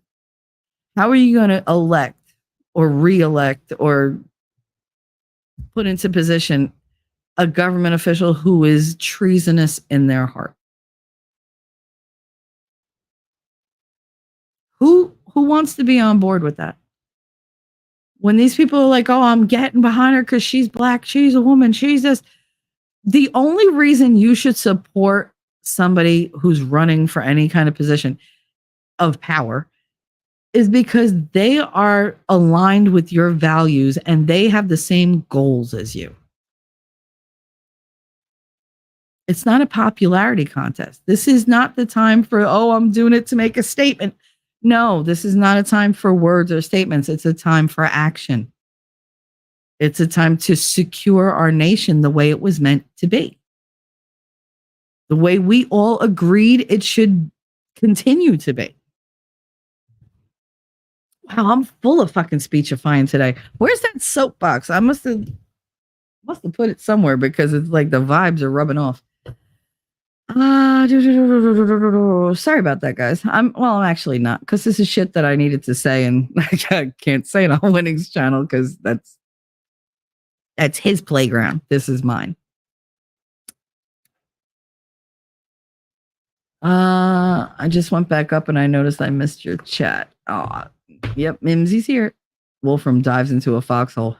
Let me tell you, Wolfram, in battle, I would be honored to be shoulder to shoulder with you. But let's face it, if you and I went to battle together, my mouth might be quite destructive, but your ass is going to be in front of me protecting me because I can't do it. So let's hope it never gets to that.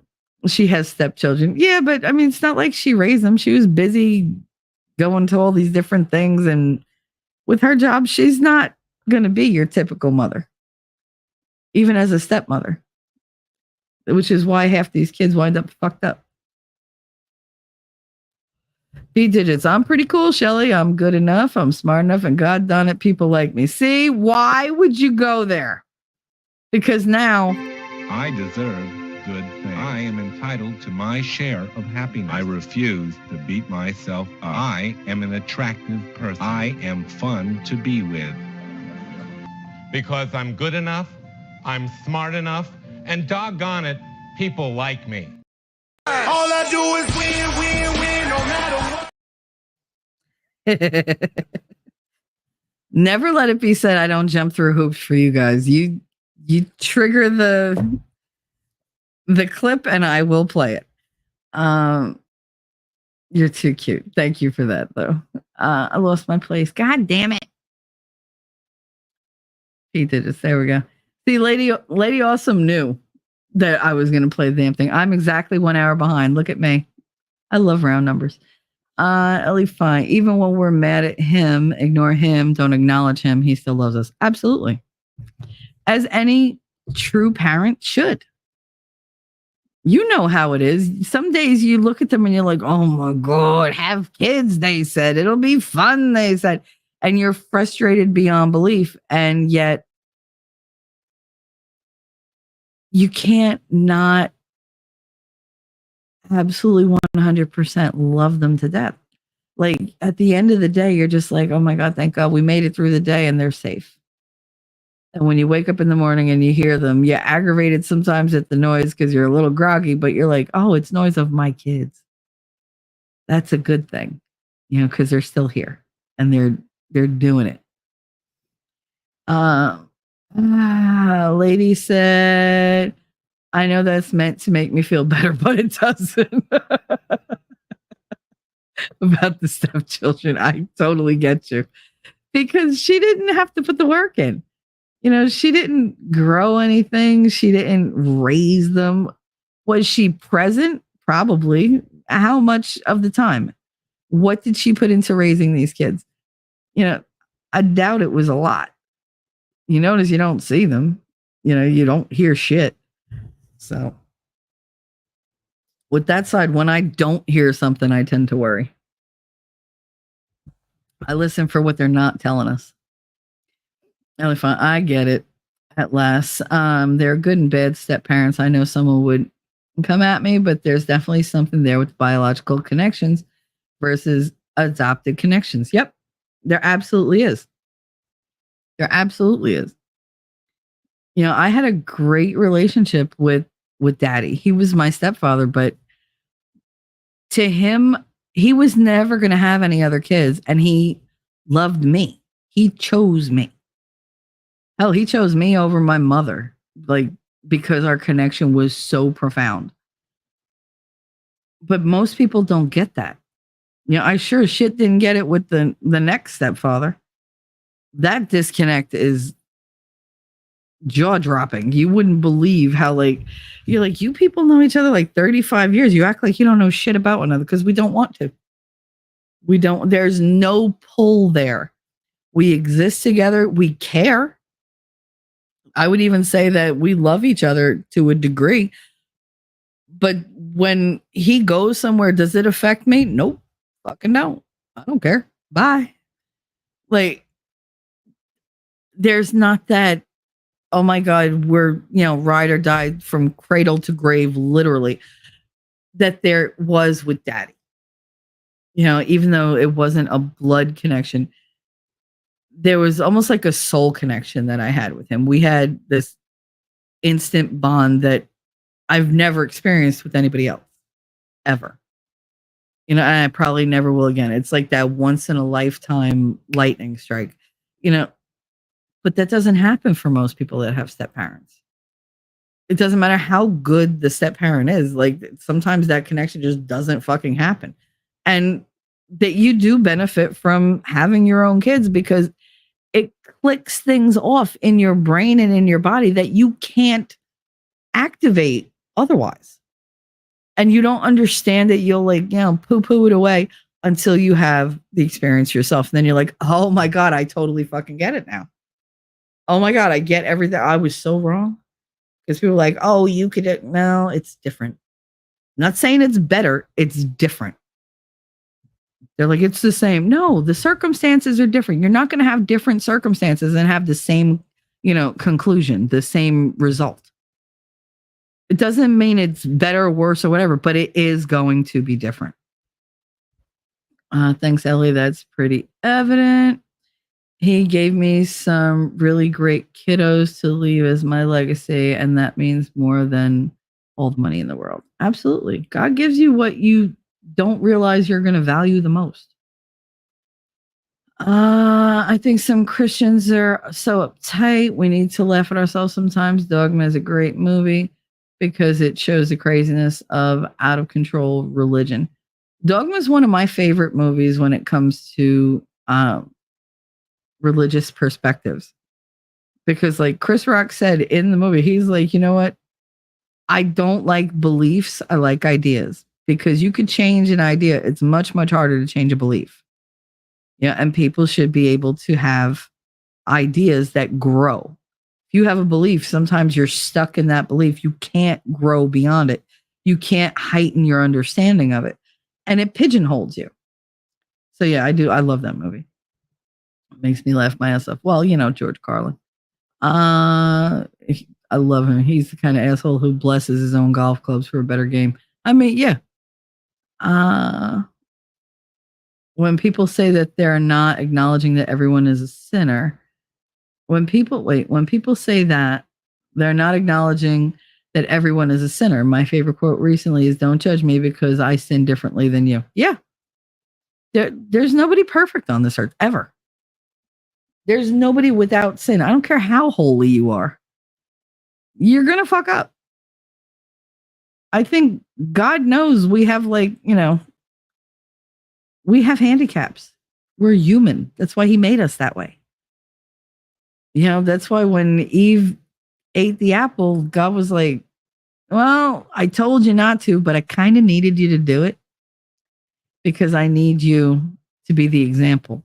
I need you to go out and be human and experience everything there is to experience on this planet and still come back to me. I need you to have the ability to make your own choices and still choose me, because then it's genuine. Then I know what's truly in your heart. That's why he allowed it to happen. You think if God didn't want that to happen or want the possibility of her eating from the tree to happen, he wouldn't have put it there.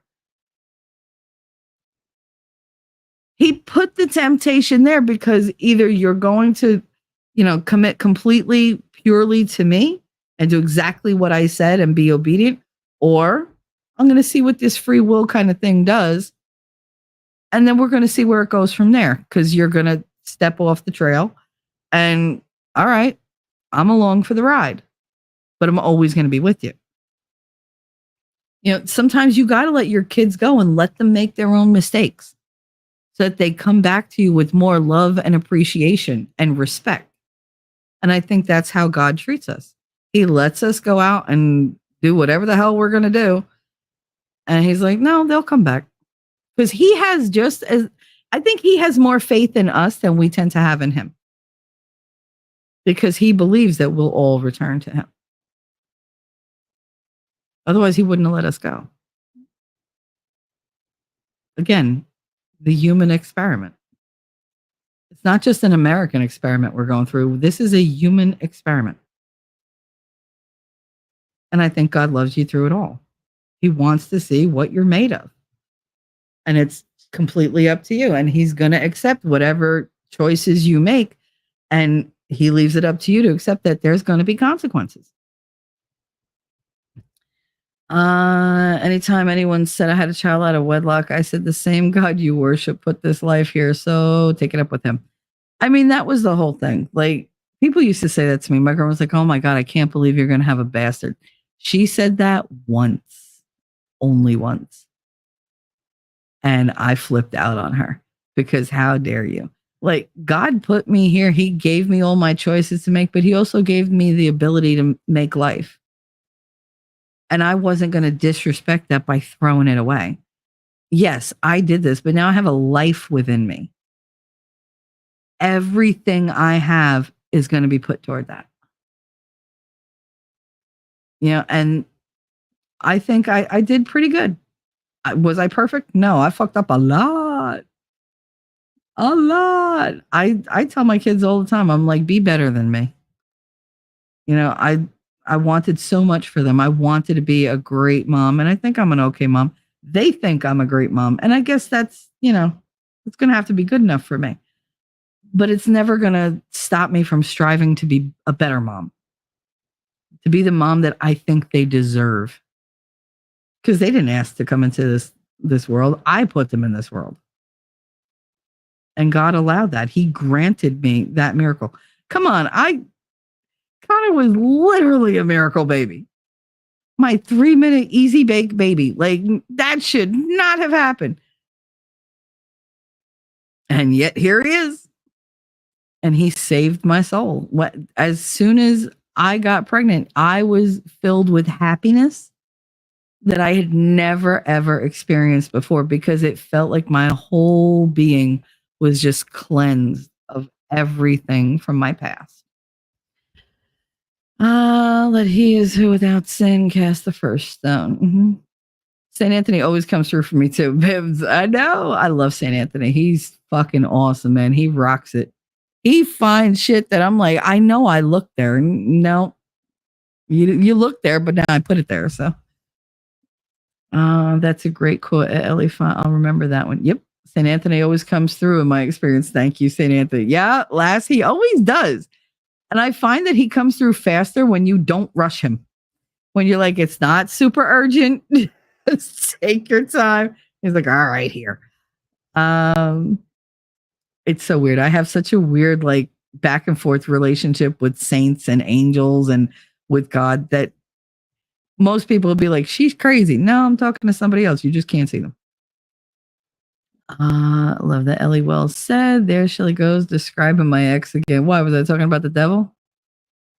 I'm just saying. Puffer, what's up? Puffer smiles. I know I'm way behind. Whatever. All right, I'll steamroll through because I got to wrap up anyway.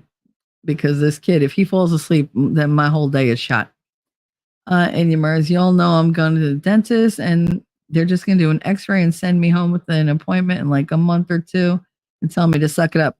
And you tell them you're in a lot of freaking pain. You can't sleep and you can't function. You can't do your job and you can't take care of your kids.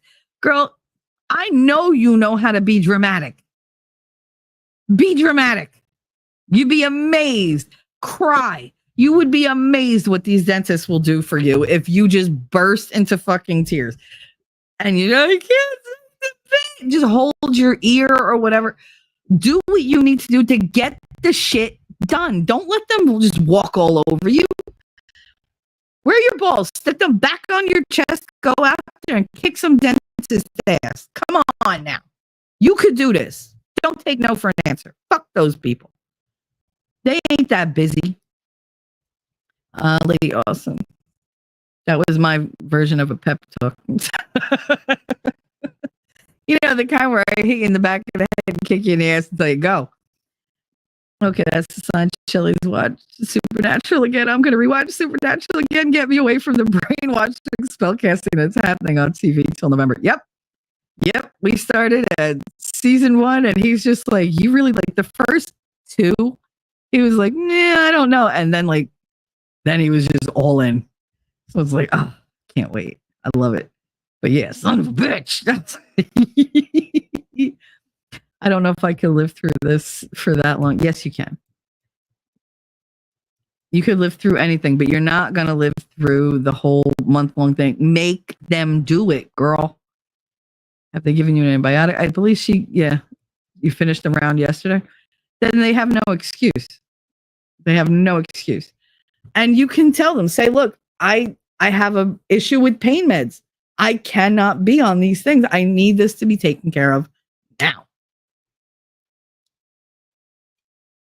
Yeah, no, when you go there, girl, kick ass and take names.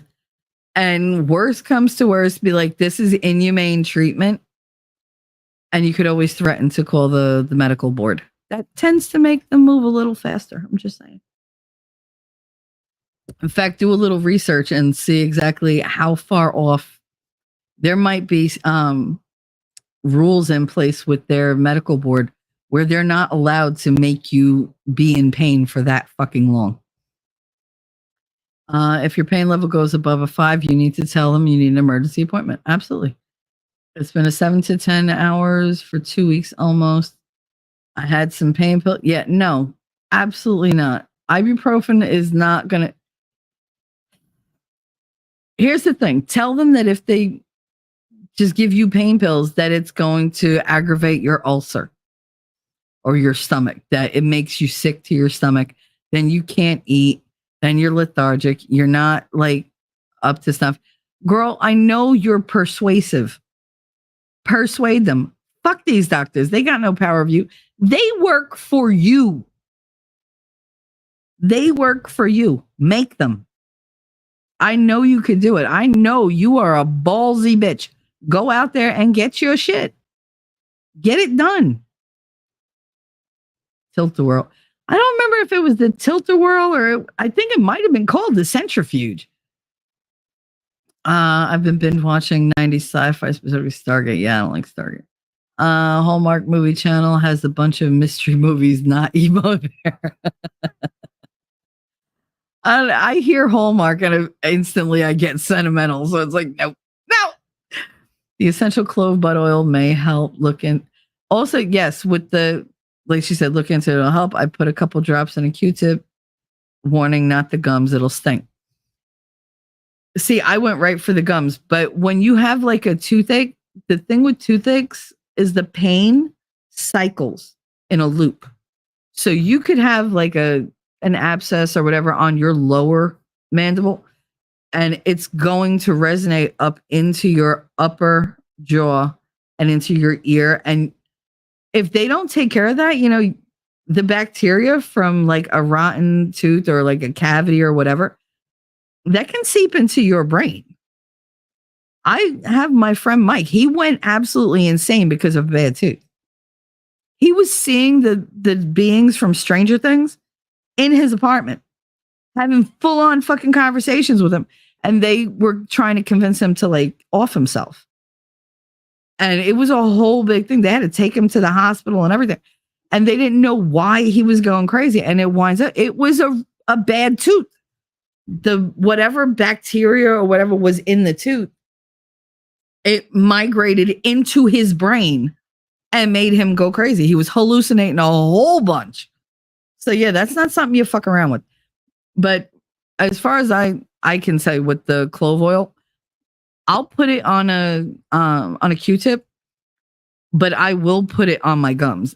But I don't just put it where that tooth is. I put it on the top and the bottom, and I put it a little bit forward and way back, especially if it's one of like the molars, because I want to get all those nerve endings, because it's like a domino effect. It just boom, boom, boom, boom, boom, boom, boom, boom, boom. And it's really, really hard to get ahead of that pain. So do that and see how that works. My mom loves that Hallmark show, One Calls the Heart. I liked the first season. I didn't like it after that. Using clothes, it helps. Absolutely. Also, make sure try not to breathe through your mouth too much, because the air, any warm air, cold air, it doesn't matter.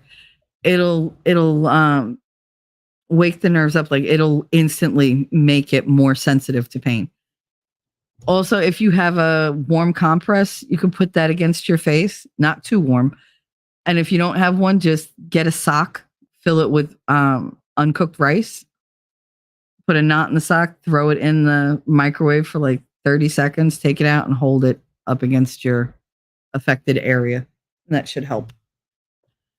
I think I watched all the Hallmark movies, so I stopped watching. Yeah. I hate that when I go through like an entire streaming platforms, movies and shows. I'm just like, man, because I automatically peter out all the like woke bullshit. That doesn't leave me with a whole lot to watch. You could take a combo of ibuprofen and acetaminophen. That works great for dental pain. Yes. The thing that worked best for my dental pain was 1 Aleve and 2 Tylenol at the same time. The Advil and the Motrin didn't really work for me. Motrin makes me really sick because that's what I tried to off myself on. But so my body does not like Motrin.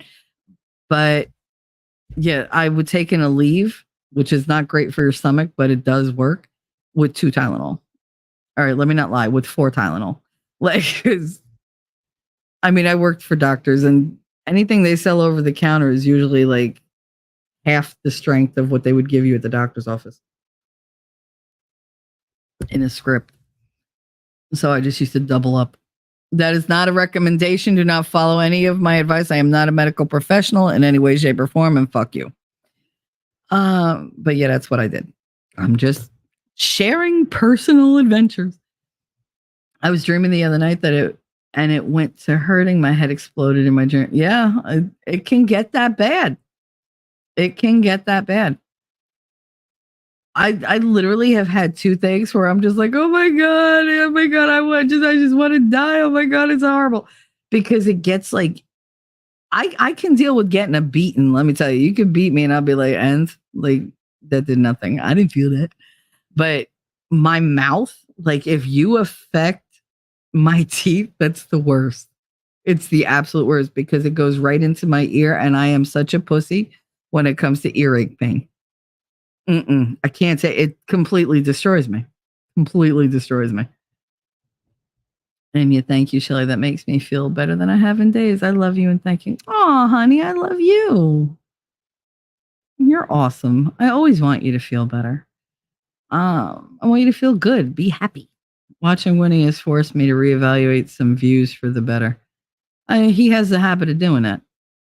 I really appreciate Winning. He's always been authentic. I like real people with real ideas. He's a good one and shines light on real topics. I know I am usually a goofball, but I'd be listening. Oh, he thinks you're awesome. Listen, he doesn't have expectations for any of us. He just wants us to be us. That's it. You know, he could deal with that. Mimsy, oh, Shelly, we appreciate and love Winning too. I always spread the word on his channel. He deserves a lot more. Oh, thank you. You guys are so sweet. I mean, you know, he means the world to me. He does. I don't know where I'd be right now without him. I mean, when I tell you, you guys hear me like say all this stuff, but I mean, you don't get the full force of all of it. And he's got to deal with all of it. All my crazy goes right to him. And he just takes it and handles it, and we set it straight. We have a very even existence. You know, there's never power plays. There's never, you know, we very rarely argue. You know, occasionally he'll say jokes when I'm like not in a joking mood, and he knows it because I'm like, oh, fuck you, Winning. Like, and he's like, fuck me, what happened? What did I do? And he's like, okay, not in the mood. Let's change tacks here. And he just, you know, switches it up because now he's learned how to deal with me. You know, he handles me well and I handle him well. But yeah, no, he's definitely something special. And I'm very thankful for him. I'm very thankful because I haven't had a lot of positive male influences in my life. And he's always there for me. And I'm always there for him. I mean, I'm not going to give him all the accolades. I'm fucking awesome too. But it's like, it's even.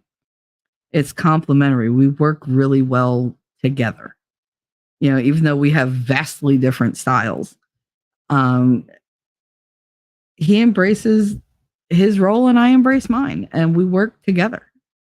And it's a beautiful thing. It's something I've never had before. Doesn't see a case of Snickers on the wish list. No, because then I'd have to buy bigger chairs because my ass would be too big to fit in any of the ones in the house. We got to keep the Snickers to a minimum. Now, bite-sized Snickers, I love them like, oh my goodness, because they're perfect. I hate that they're individually wrapped though, because I feel like those wrappers are so much waste. Just like, why can't they use like, I don't know, like rice paper, like the Chinese candy, like it's wrapped in rice paper, but the rice paper is edible because it just dissolves in your mouth. So like, why not wrap chocolate like that? They could do that. They would cut back on all that plastic shit and you have an extra little like treat. But yeah, those are perfect because it's not a whole Snickers bar. But it's just enough to just satisfy that little bit of craving for chocolate and like crunchy goodness. Oh, so good. I know I haven't been around a lot, Mimsy. Mimsy saying this. Sorry, I read that backwards. Mimsy. I know I haven't been around a lot, but trying to gain strength back been challenging. But I make sure I go in and like at least and always there in spirit. Oh, honey, I just want you to take care of you. And so does he. we missed you while you were gone, but more than miss you, we were worried because we didn't know what was going on. And unfortunately, because it's the internet, people just fuck off. And then you're just left wondering, are they okay? Are they alive? Are they happy? Do they hate me? What's going on? What did I do? So yeah, we were just worried about you. And I made sure, like almost every show I did, I was like, if anybody sees Memsy, I mean, could you just let me know how she's doing? I didn't need you to like come back if you were mad at me. I mean, I didn't want you to be mad at me, but I wasn't going to force you to be there. I just wanted to know that you're okay. Yeah, and Winning did too, because we talked about you many times in private. Like, I hope she's all right. C-SPAN is a good channel to sleep to. Oh, yes, it is. Anything political is really great to make you fall asleep. It's weird because you would think listening to like church sermons or whatever would be calming. And no, they fire me up. It's strange. Like they get my blood pumping to where I'm like, no, like, or I have like a revelation. I'm like, oh my God, I never thought of that. And then my brain is off and running. But the Senate hearings and congressional hearings, yeah, it's dull as shit. And they never say anything, different. So there's no surprise. It's like falling asleep to a bullshit soundtrack. You know what to expect, and you're not gonna have to like pay any attention, and you don't need brain cells to be active to understand what they're doing because you're already way ahead of them. Elephant. So my kids are getting summer break lazy. Hubby is having them earn screen time by exercise. Oh, that must be fun. I'm watching them do Billy Blank's exercises. Oh my God. Make them do Taibo. That was I loved Taibo. It was so much fun. Then again, I really enjoyed kickboxing too. So I also enjoyed, that's one thing, you ladies, you want to do an exercise thing that's really going to work you out and your husbands will love. Stream some belly dancing exercises or a belly dancing training, thing. Just for you. And they're very simple. You're like, oh, I could do that, girl. You will use muscles you didn't know you had. Do that for like 5 minutes. You're like, oh my God, why am I dripping in sweat? What the fuck? Because it's so much core. And then it just kind of radiates out from there. And plus it's fun. And it's so sexy if you're good at it. And trust me, if you're gyrating or whatever, you're going to be good at it. And you could accessorize for that with fun things, like get the scarf with the coins on it so that you ching, ching, ching, ching, ching, ching, ching, ching, ching, ching, ching, every time you move. I used to do it with 2 of those scarves. I would tie one around my chest area and one around my hips so that I had different, I had a whole orchestra going. But yeah, try it. Like look up on YouTube, how to belly dance. And they have like exercise programs that teach you belly dancing. It's really good for women. It's so super good. And you're not doing that thing where you're making yourself dizzy or you're like straining your back. It's much better. And it's a lot of stretches. Like it's really like intense, but it's so good. I recommend. Elephant said, I haven't been around a lot lately, trying to do less screen time, more time with my family. I mean, it's summer. Wolfram said, take your time, Mimsy. We want you healthy again. Yeah, I mean, we're all going to be stuck inside soon enough. So get the fuck out of the house and enjoy nature while you can. Before we're all stuck inside with snow and rain and wind and just cold and school and work and life and everything else. Like this is the time to run wild. That's why everybody loves summer so much, because you have a little bit more freedom and you have a longer day to do it. Go do it. I don't take offense at all. The Wicked Wookie. Watching the Twitter reactions as news came in and the real-time spin was unreal. It absolutely was. These people were crazy. I truly believe, and welcome. I truly believe the act was meant to scare people into giving up more of their rights the same way they passed the Patriot Act. Absolutely. Absolutely. Oh, well, we'll protect the president from now on, but you have to do this because, it's Iran. Iran was like, nah, wasn't us. They were quick to come out and say, nope, no, don't fucking blame us for that. That was not us. Like, if we're going to take a shot at you, we're not going to miss, and it's not going to be one person. And you all know that. I mean, on some level, we all know they're not out for just the one person hit. If they were going to do it, it would be on a massive scale because they want to make a goddamn statement. They're not going to use some bespeckled little shit on a roof. And they're not going to say, we didn't do that. They're going to say, yep, we did it. We got up in your house. We were in your living room. We took a shit in your toilet and you didn't even know it. That's what they're going to say. That's how I know it had nothing to do with them. And I don't care how many people come forward and say, well, there was intelligence. Stop. Because all you FBI, CIA, all you alphabet motherfuckers, the one thing you lack is intelligence. I'm done. I'm so done. Watching them answer this bullshit all week long showed me exactly how retarded these people are. And the people that fall for it. Because it's like, really, you're lying directly to your face. And you're like, give me more. No. Stop being a victim. Stop being a schlub. That was the best part for me of Netanyahu's speech. When he was like, I see them with this, gaze for Gaza. He was like, that's like, being a chicken for KFC. Like, you're literally leading yourself to the slaughter. They thrive on the end of you. You're nothing to these people. I mean, bad enough they think of like anybody who's not, like Muslim. And I'm talking about extremists. I'm not talking about like regular Muslims. I'm talking about like these groups that they're dealing with, Hamas and shit. They look at everybody outside their organization as infidels. We're all worthy of death to them. That's it.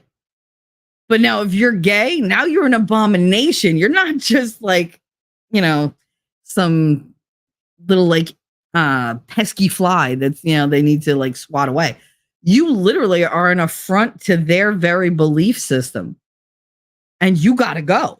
And these are the people that are rallying. Give them more power. Are you stupid? Do you have a death wish?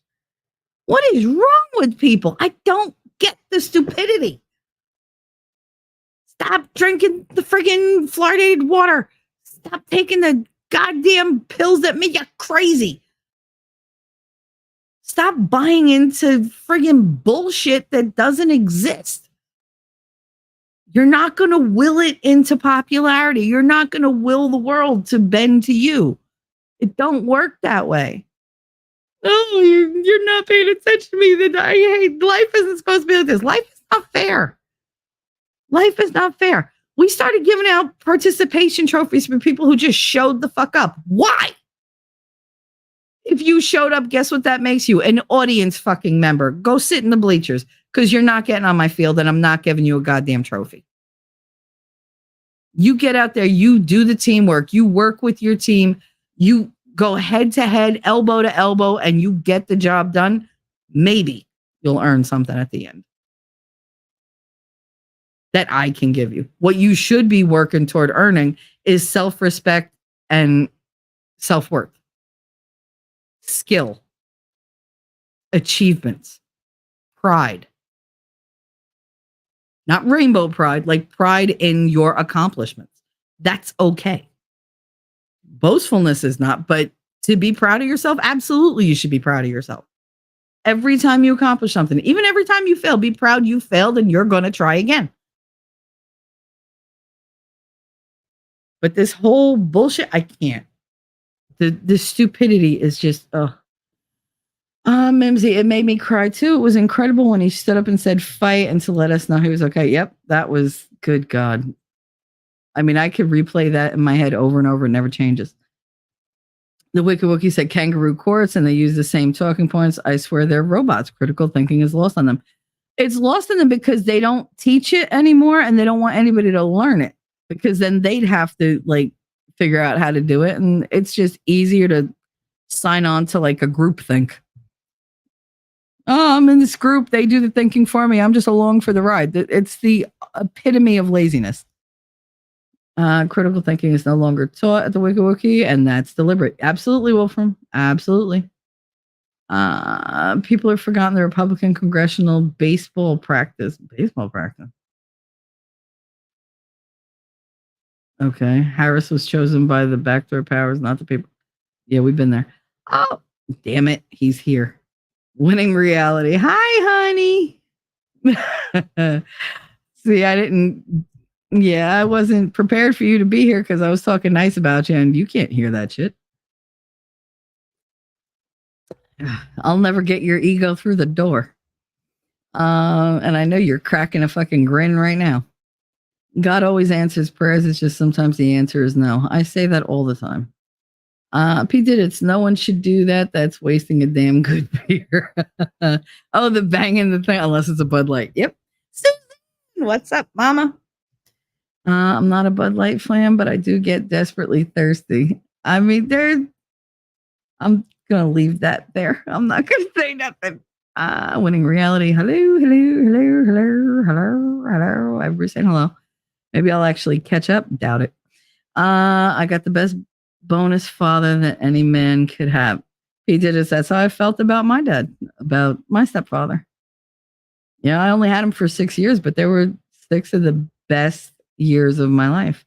And I would never give them up, not for anything in the world. No amount of money could make me give that time up. And I'm so fucking grateful that I had it, because so many people don't. He did his Kamala is just misunderstood. Yeah, I know you put just kidding, because you're lucky I'm not like, I saw the just kidding before I saw the rest of it, or I would have, you would have set me off on a tangent, which is so unlike me. Okay, first of all, in 2016, they said she was the first female Indian. Now it's the first black. I don't believe none of that. No, I mean, she is whatever they say she is.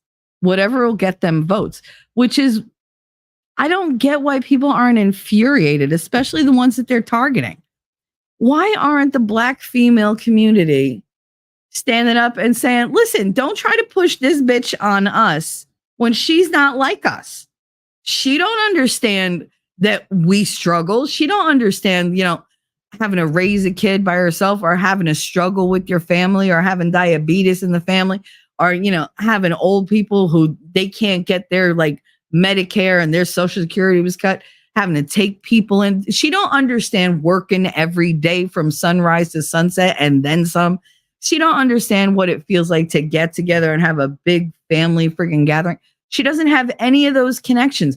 There is not one fucking thing she can relate to with the black community, or especially the black female community. So why are they just swallowing this?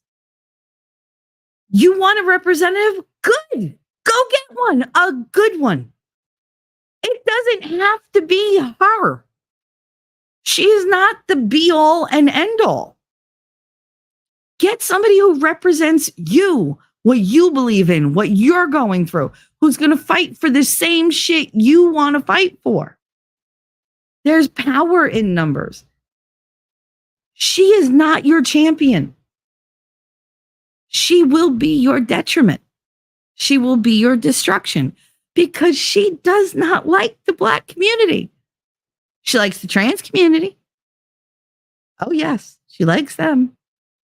She likes using her pronouns, telling everybody that she's a pronoun, whatever. She was voted the most liberal senator ever. I forget what fucking thing did it, but it was like, it was this, I can't even, I'm drawing a complete blank. But I mean, I remember hearing it like 20 fucking times yesterday, and like I looked it up and it was true. They voted her the most liberal senator ever. So what does that mean to anybody who's trying to live a not even conservative, a standard kind of not idyllic, but a family life? If you're trying to live a good life with security and family and just being able to be the orchestrator of your own decisions and destiny, if you want to be in control of your life, she is not the one to pick, because she's going to take everything from you. She's not in it for the people. She's in it for Kamala and the party.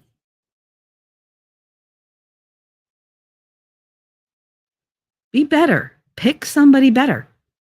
I want you to be strong. I want that whole community to be strong. I want my whole community to be strong.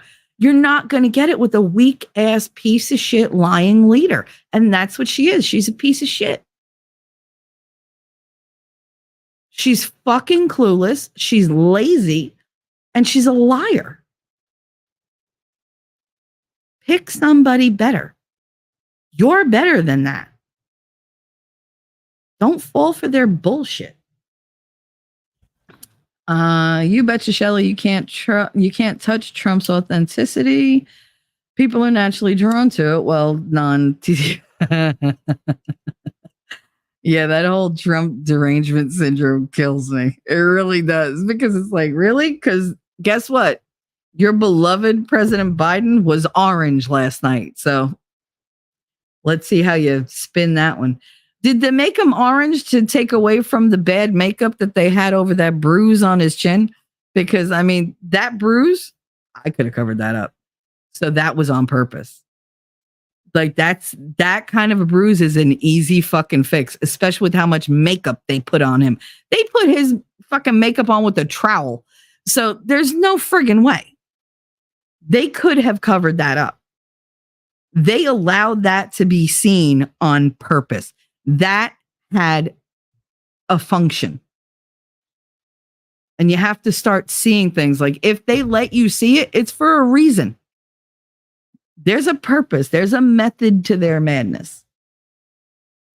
It's the 1% rule. It's the, I hate the 1% rule so much. We're all mutts, act accordingly. Yep. You have one drop of not white is all it meant. Yeah. As soon as you were like anything but 100% white, you were deemed something else. You were no longer pure. That's a mindset that we need to get rid of, because that's not doing anybody any good. That's fucking racist. When you have to pick, your categorization, why can't you just be biracial? Triracial? Hell, I just got my DNA test result. It still comes back that I'm a third Finnish. Like, what the fuck? And it actually goes up to 50% if you put together all the Nordic countries that apparently my DNA stems from. And I'm supposedly 50% Finnish, 50% Nordic and 50% Italian/Greek. With a little Russian thrown in. But what the fuck? So I know my father was my father because I look just fucking like him. But it had me thinking, why do these things keep coming back like this? And the only thing I could think of is my father's mother. I think she got her freak on while Pop-Pop was at work on the tugboat for a couple weeks at a time. Because, there's no other way. And that would explain a lot why she treated her two sons so fucking differently. Because she worshipped my father. The younger son, Michael, she didn't care. He was the spitting image of his father. My father wasn't. Oh, no. My father looks unlike anybody else in the family. Except maybe her. They share a lot of similarities. But yeah, so now I have to call my mother and be like, what are the chances that Nana, because of course that was her name. Her name was Josephine, but she didn't want to be called Grandma, so she was Nana. And Grandma used to say, "Oh, where are you going to see?" Nah, nah. It was like, that was the beginning of the animal song, like the animal sounds, people. Yeah, apparently she was a bit of a hoe. Because I'm pretty sure she got knocked up by somebody she wasn't supposed to. And I wonder if that's how she got him to marry her. I mean, that was a thing back then. Like, maybe she slept with both of them and just rolled the dice. Like, maybe she got pregnant by one and said, "Oh, I need a husband," and seduced my pop-up and then said, "Oh, I'm pregnant." And he wasn't born here. So he came over from Italy. He was born in Italy. She was born here. So I wonder if they, he said, well, I need to live here, and she said, oh, I need a husband. Maybe they just got married. Maybe he thought that my father was his, but he was always disappointed in my father. So it all makes sense the more I think about it. But yeah, but now I have like this whole branch of friggin' family that they're recommending to me that I don't know these people and I don't fucking want to. But I mean, I don't know any of them, but apparently they're from Finland. So that would explain why my ass is so goddamn bad in the sun, because I'm not used to it. So, I mean, I have some Viking in me. I ain't going to complain. But I'm still 100% Jersey. So we can always rely on that. I don't give a fuck what the color of your skin is. She can't even give a speech. It's Joe as a woman. Yesterday, she said North Korea were our allies.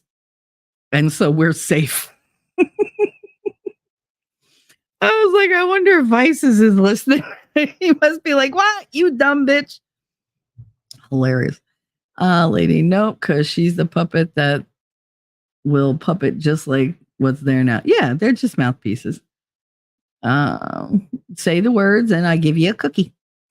I want someone that's not part of the political landscape for the past 50 years, and that's Trump, which is why they don't want him in there again. Absolutely. Absolutely. It's like the first time in 50 years there won't be a Bush Clinton or a Biden on the presidential ticket. I mean, for real. For real. Yeah, Booden. A Booden. I'd like to boot him right in the face. Suzanne, you damn American people need to wake up and watch what's happening in Canada, because your politicians are taking and using all of the Trudeau stunts and tricks out of his playbook. I mean, it's his playbook right now at the moment, but I mean, it's never been different. Stalin, Lenin, Castro, they all went through all these different things. Perón, who else? Mussolini. What the hell was that fucking the French dude? I can't remember. I'm drawing a blank. But yeah, look, they all have the same fucking playbook. It's just we tend to be very busy trying to survive our lives, and we were never as connected as we are now to what's going on outside our little spheres. It was a lot easier to control us when we were just unaware of what the fuck was going on, because you can't speak against something you don't know about. Love you, Shelly, in chat. And yeah, I love you. You're so sweet. All right. I'm not quite an hour behind. I'm only half an hour behind. Woo! I'm catching up. D3, as soon as I had my first baby, she saved my soul. Absolutely, Les. Babies will do that to you. They're the best. Pep talk was great. I'm glad you liked it, Puffer. Yeah, I'm that pep talking mother that gives you the pep talk and then smacks you really hard in the back of the head and says, "Smarten the fuck up." Because I can't be too soft, because that's just not my character. Hey there, Puffer Smiles. I missed you hopping in and out of chat. I missed all of you. I've been so busy and then so sick, and it's just killing me. But it's going to get better. Once I'm settled, it's going to be, at least 3 times a week.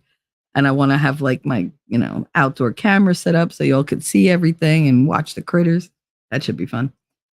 T3, yesterday I had an old woman tell me that Harlem isn't my grandson, but in fact my son, since raising him from 4 days old till now, he's going to be 16 years old at Christmas. I mean, essentially, I don't think of him as your grandson. I do think of him as not your son. I don't put that.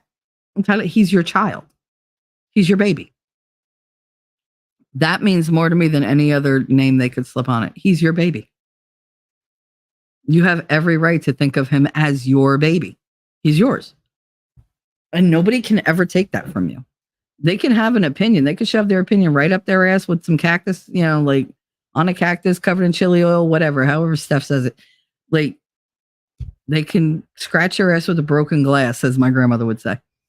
Puffer, hey, Lady Awesome, I'm doing a puzzle. I'm the one not paying attention to chat and just sometimes popping inside. That's all right.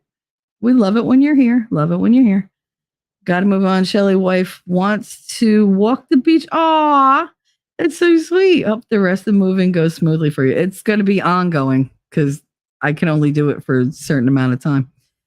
Bye. I'll have a good day, P. Didis. I know you're gone by now, but you haven't been gone that long. So, but I'm sending well wishes with you. Enjoy your walk with your wife, P. Didge.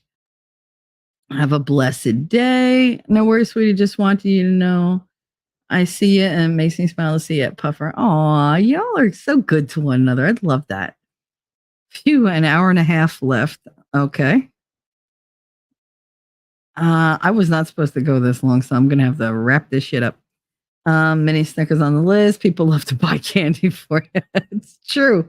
That is true. I might. I don't know if I want to, though, because if they deliver it and it's warm out, like, I don't want it to melt because I don't trust my mother to get my packages.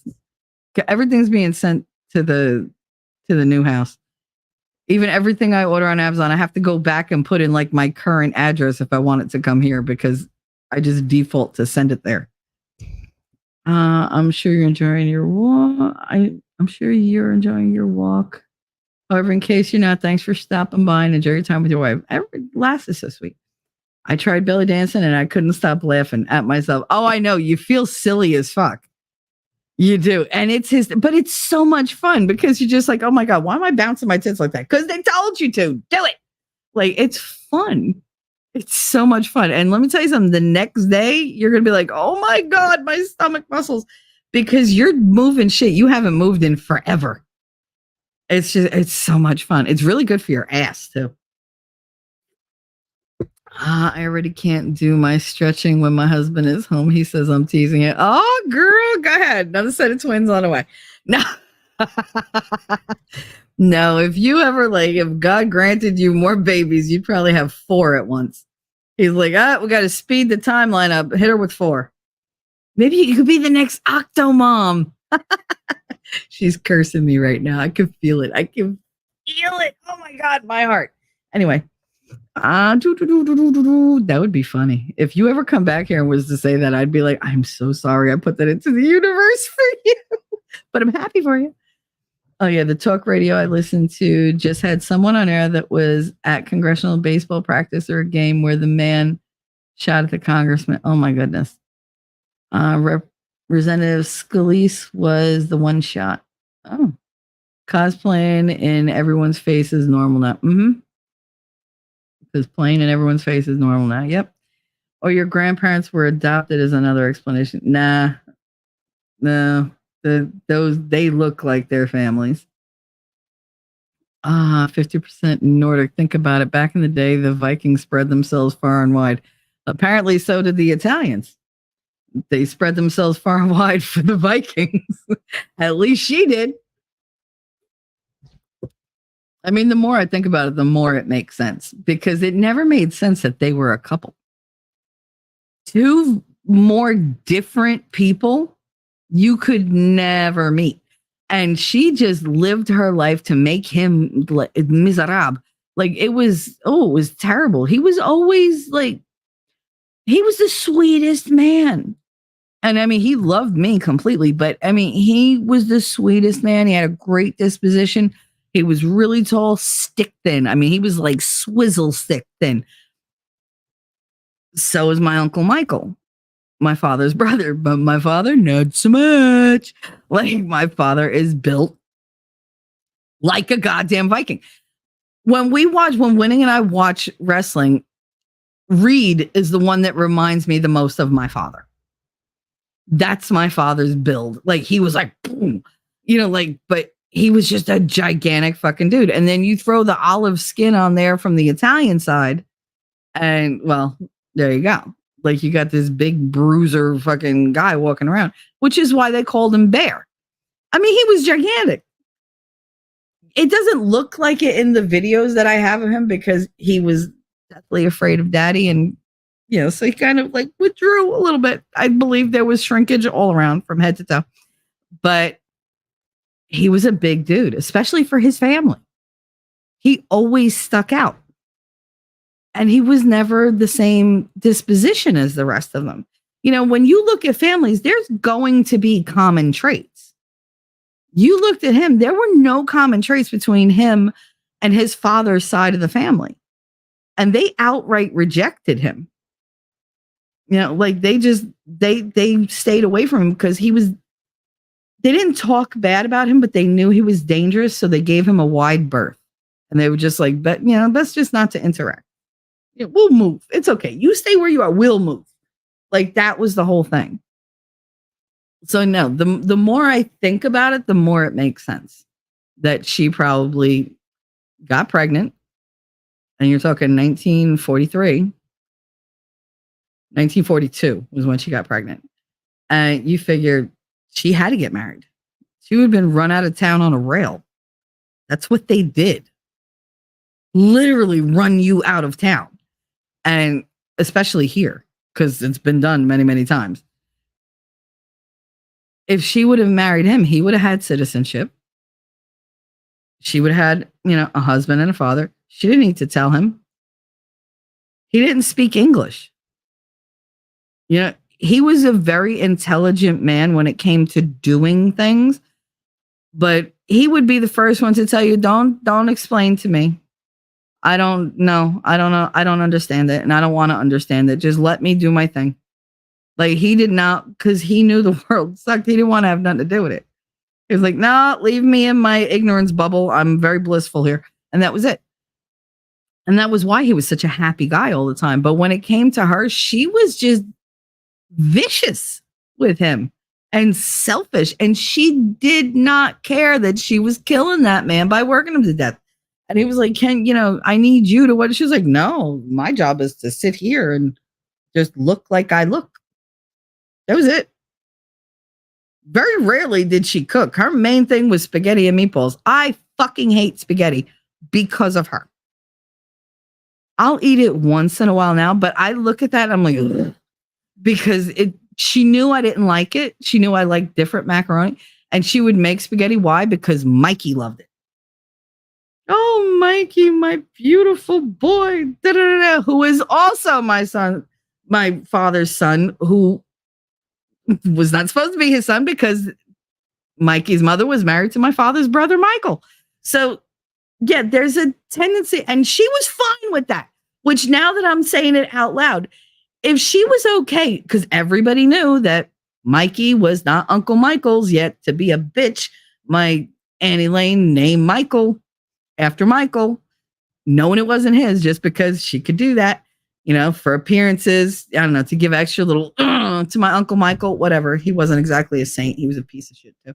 But that was fully accepted in the family and not even talked about. And she was not one to let shit go. My Nana, if she knew something about you, if she had dirt on you, everybody fucking knew it. If you didn't do every single thing she wanted you to do. Every single thing. She was evil. And so was my father.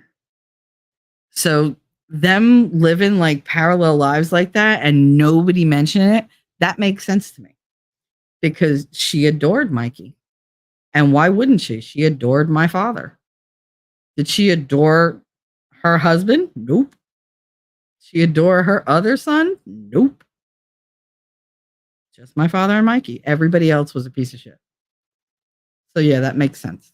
Oh, I can't wait to talk to my mother, which is a sentence I never thought I would utter in life. But it's gonna be time to call Mother Perez. How you doing, Sean? I swear, Winning and I are gonna put on like a skit show or something, and he's gonna get to play Mother Perez because he does a really great impression of her. And I'm gonna play it for her just to be a bitch. Which company did you get your test through? We can discuss on Discord, and I can help you figure out the mystery. I've had it done twice, and they both came back the same. So that tends to lend a little credence to it. But yeah, we'll talk about it later. I look forward to any help you can give. My grandfather was adopted in 1918. Really? Oh, wow. That's cool. I really wanted to be adopted. I really did. I was hoping that I wasn't related to most of the people I'm related to, but apparently I'm just shit out of luck. Elephant, I'm not all white and I'm pasty as fuck, like an albino. It's funny because like I knew I was gonna come back with Greek. I knew it. You don't get curves like mine just being Italian. You just don't. It's not enough. But yeah, that none of that surprised me.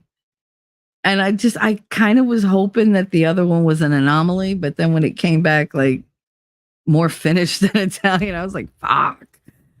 Because apparently I'm like 50% Nordic and 49% Italian Greek. And then there's 1% from like Russia or the Balkans or whatever the fuck, I forget. It's interesting the genes we inherit, Ellie. Yeah. I inherited blue genes. Sometimes I wish my native and black melanin was a little more prevalent. I don't tan, just burn. Girl, same. I turn lobster fucking red. He sure is. Yes, he is your baby. Everyone have an amazingly blessed day. Peace. Peace out. All thanks for coming out and supporting T3. Aw, have a good day, Suzanne. Give Harlem a nice little hug. Give him a bear hug. He's a huge kid. Fucking pick that motherfucker up. Wrap yourself around him. Puffer smiles. Love you, Shelly. I'm off to the fucking pool. No kids. Bringing beers. Nice. And my floaty chair. I hope your day goes well, Missy. Thinking about you. Aw.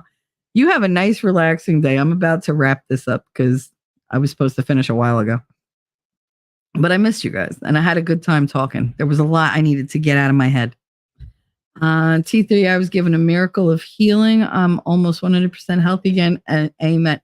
I did read your message and I was not in a healthy mood at that point. I was in a lot of pain, so I didn't reply back. But I am so proud of you, girl. Like you put the work in and you deserve it. You deserve to be pain-free and moving around and enjoying and loving life. And I wish nothing but the best for all of you. But yes, Suze, I'm very proud of you. Very proud. MC, enjoy yourself at the pool, Puffer. I thought never again and carried my tubal papers everywhere with my last pregnancy, but I'll admit knowing my last is my last hits different makes me sad. I know. Even after 5 kids and 2 sets of twins. I know, honey. Holy shit, am I caught up? I'm caught up. Here's where Elephant starts typing one letter at a time. Elephant, I had a client find out recently that his father was not his biological father. He is in his 60s. At the same time, he had to tell his daughter that she might not be his biological child. The living may lie, but the dead can no longer lie. Everyone deserves to know their biological family as well as the family they have always known. Yeah, I don't have a whole lot of luck with family that I'm assigned with, so I'd rather just make my own. I don't have that kind of trust in humanity anymore. The family I built is the family I'm going to put everything into. Everything else after that is superfluous. It's nice, but it's not necessary. The family I hold in my heart is the only one that matters to me.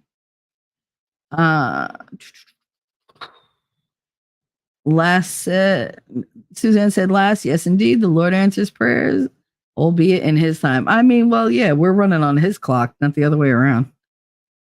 He's like, you'll wait, learn patience. Listen, I still say the whole reason why God let this stupid jibby jab take my legs for now was because I needed to stop. I needed to take a breath. I needed to reevaluate and change. And I was going down a path that wasn't good for me. You know, it wasn't good for anybody. It wasn't good for my kids. So God said, all right, you're not going to put on the brakes. All right, I'll do it. And he did. And I think I'm a much healthier person mentally and emotionally, even though, you know, I cry at the drop of a hat. That's good because I couldn't cry before. I couldn't let anything out because I couldn't face anything that was tormenting me. My demons were completely in control of my life. And they're not anymore. I'm in control of my life. Is that a good thing? I don't know. I don't make the best decisions, but I do have a co-pilot that helps. I have a couple. Yeah, I've got, I have my kids, and I have winning. And push comes to shove, when I get up here and I have time to like sit here and talk to you guys, you do it too. Everybody helps navigate, this ship through the waters. We all need that. And I appreciate all of you for that. I really do. It had nothing to do with anything I did, girl, from bedridden 2 years ago to just healthy one more. And that's the way it should be. I mean, if you could just wake up and be good, then who wouldn't want that? And who wouldn't wish that on everybody? I would love that. I dream about that. Waking up one day and just being fine. In my dreams, I'm my old self. And then I wake up and I'm just broken because it's not true. But I got to kick myself in the ass and keep going toward that old me without backsliding. Like I want an improved old me, Last said my first child's dad was adopted and my daughter did Ancestry.com and found his biological family. Oh my God, that's awesome.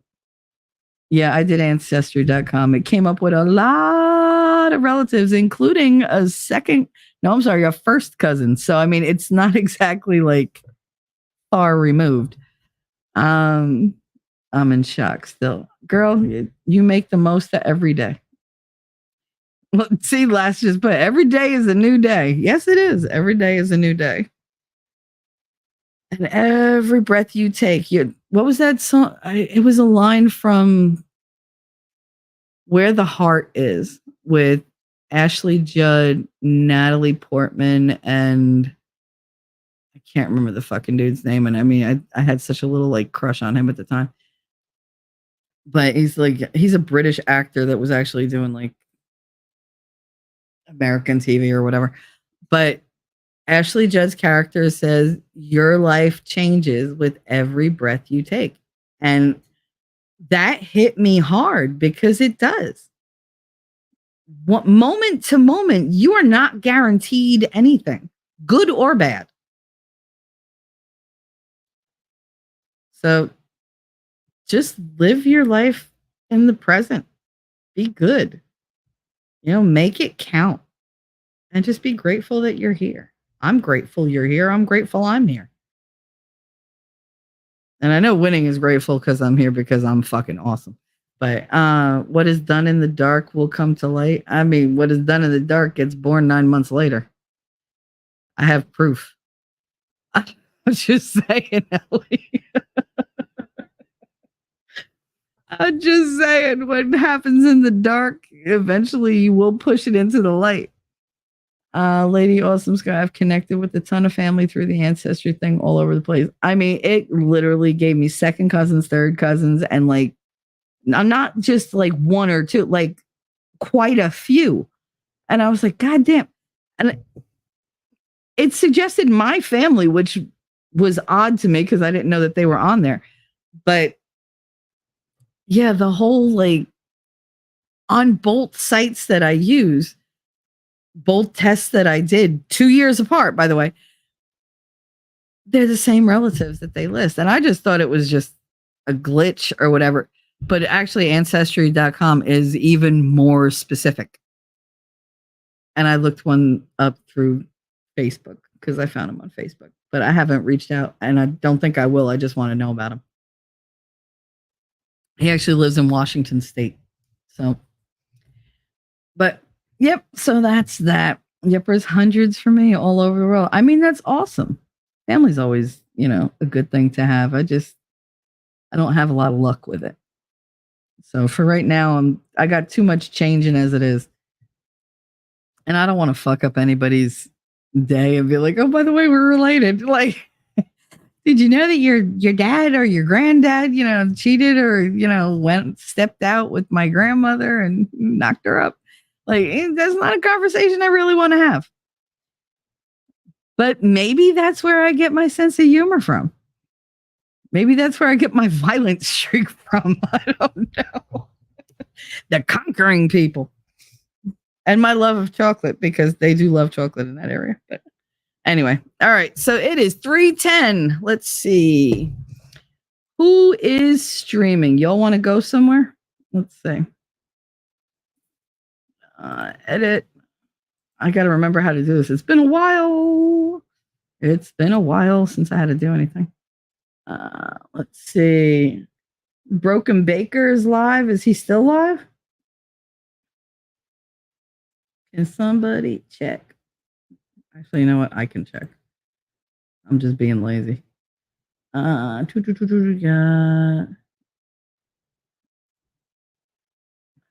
Let's see. Yeah, he's still going. All right, so I'm going to send you all over to Broken Baker. If you don't mind. Go over there, tell him I said hi. Leave it to Shelley to perv a Bible verse. I mean, God loves me. Listen, God gives us all talents. That happens to be one of mine. Listen, you don't want to know the things I've said about different lines in prayers. Okay? Yeah, he's still on. But I'm still not as blasphemous as saying that, Jesus was just a man and not special, because that pissed me off when somebody recently said that. I was like, oh, that, and I don't usually take offense to stuff like that, but and somewhere I live, haven't reached out to those ones. Well, I mean, it's harder to reach out to the ones that live near you because there's a bigger possibility they're going to visit, and fuck that. So, all right, guys, let's end this. I wish you a wonderful Thursday. Have a wonderful afternoon.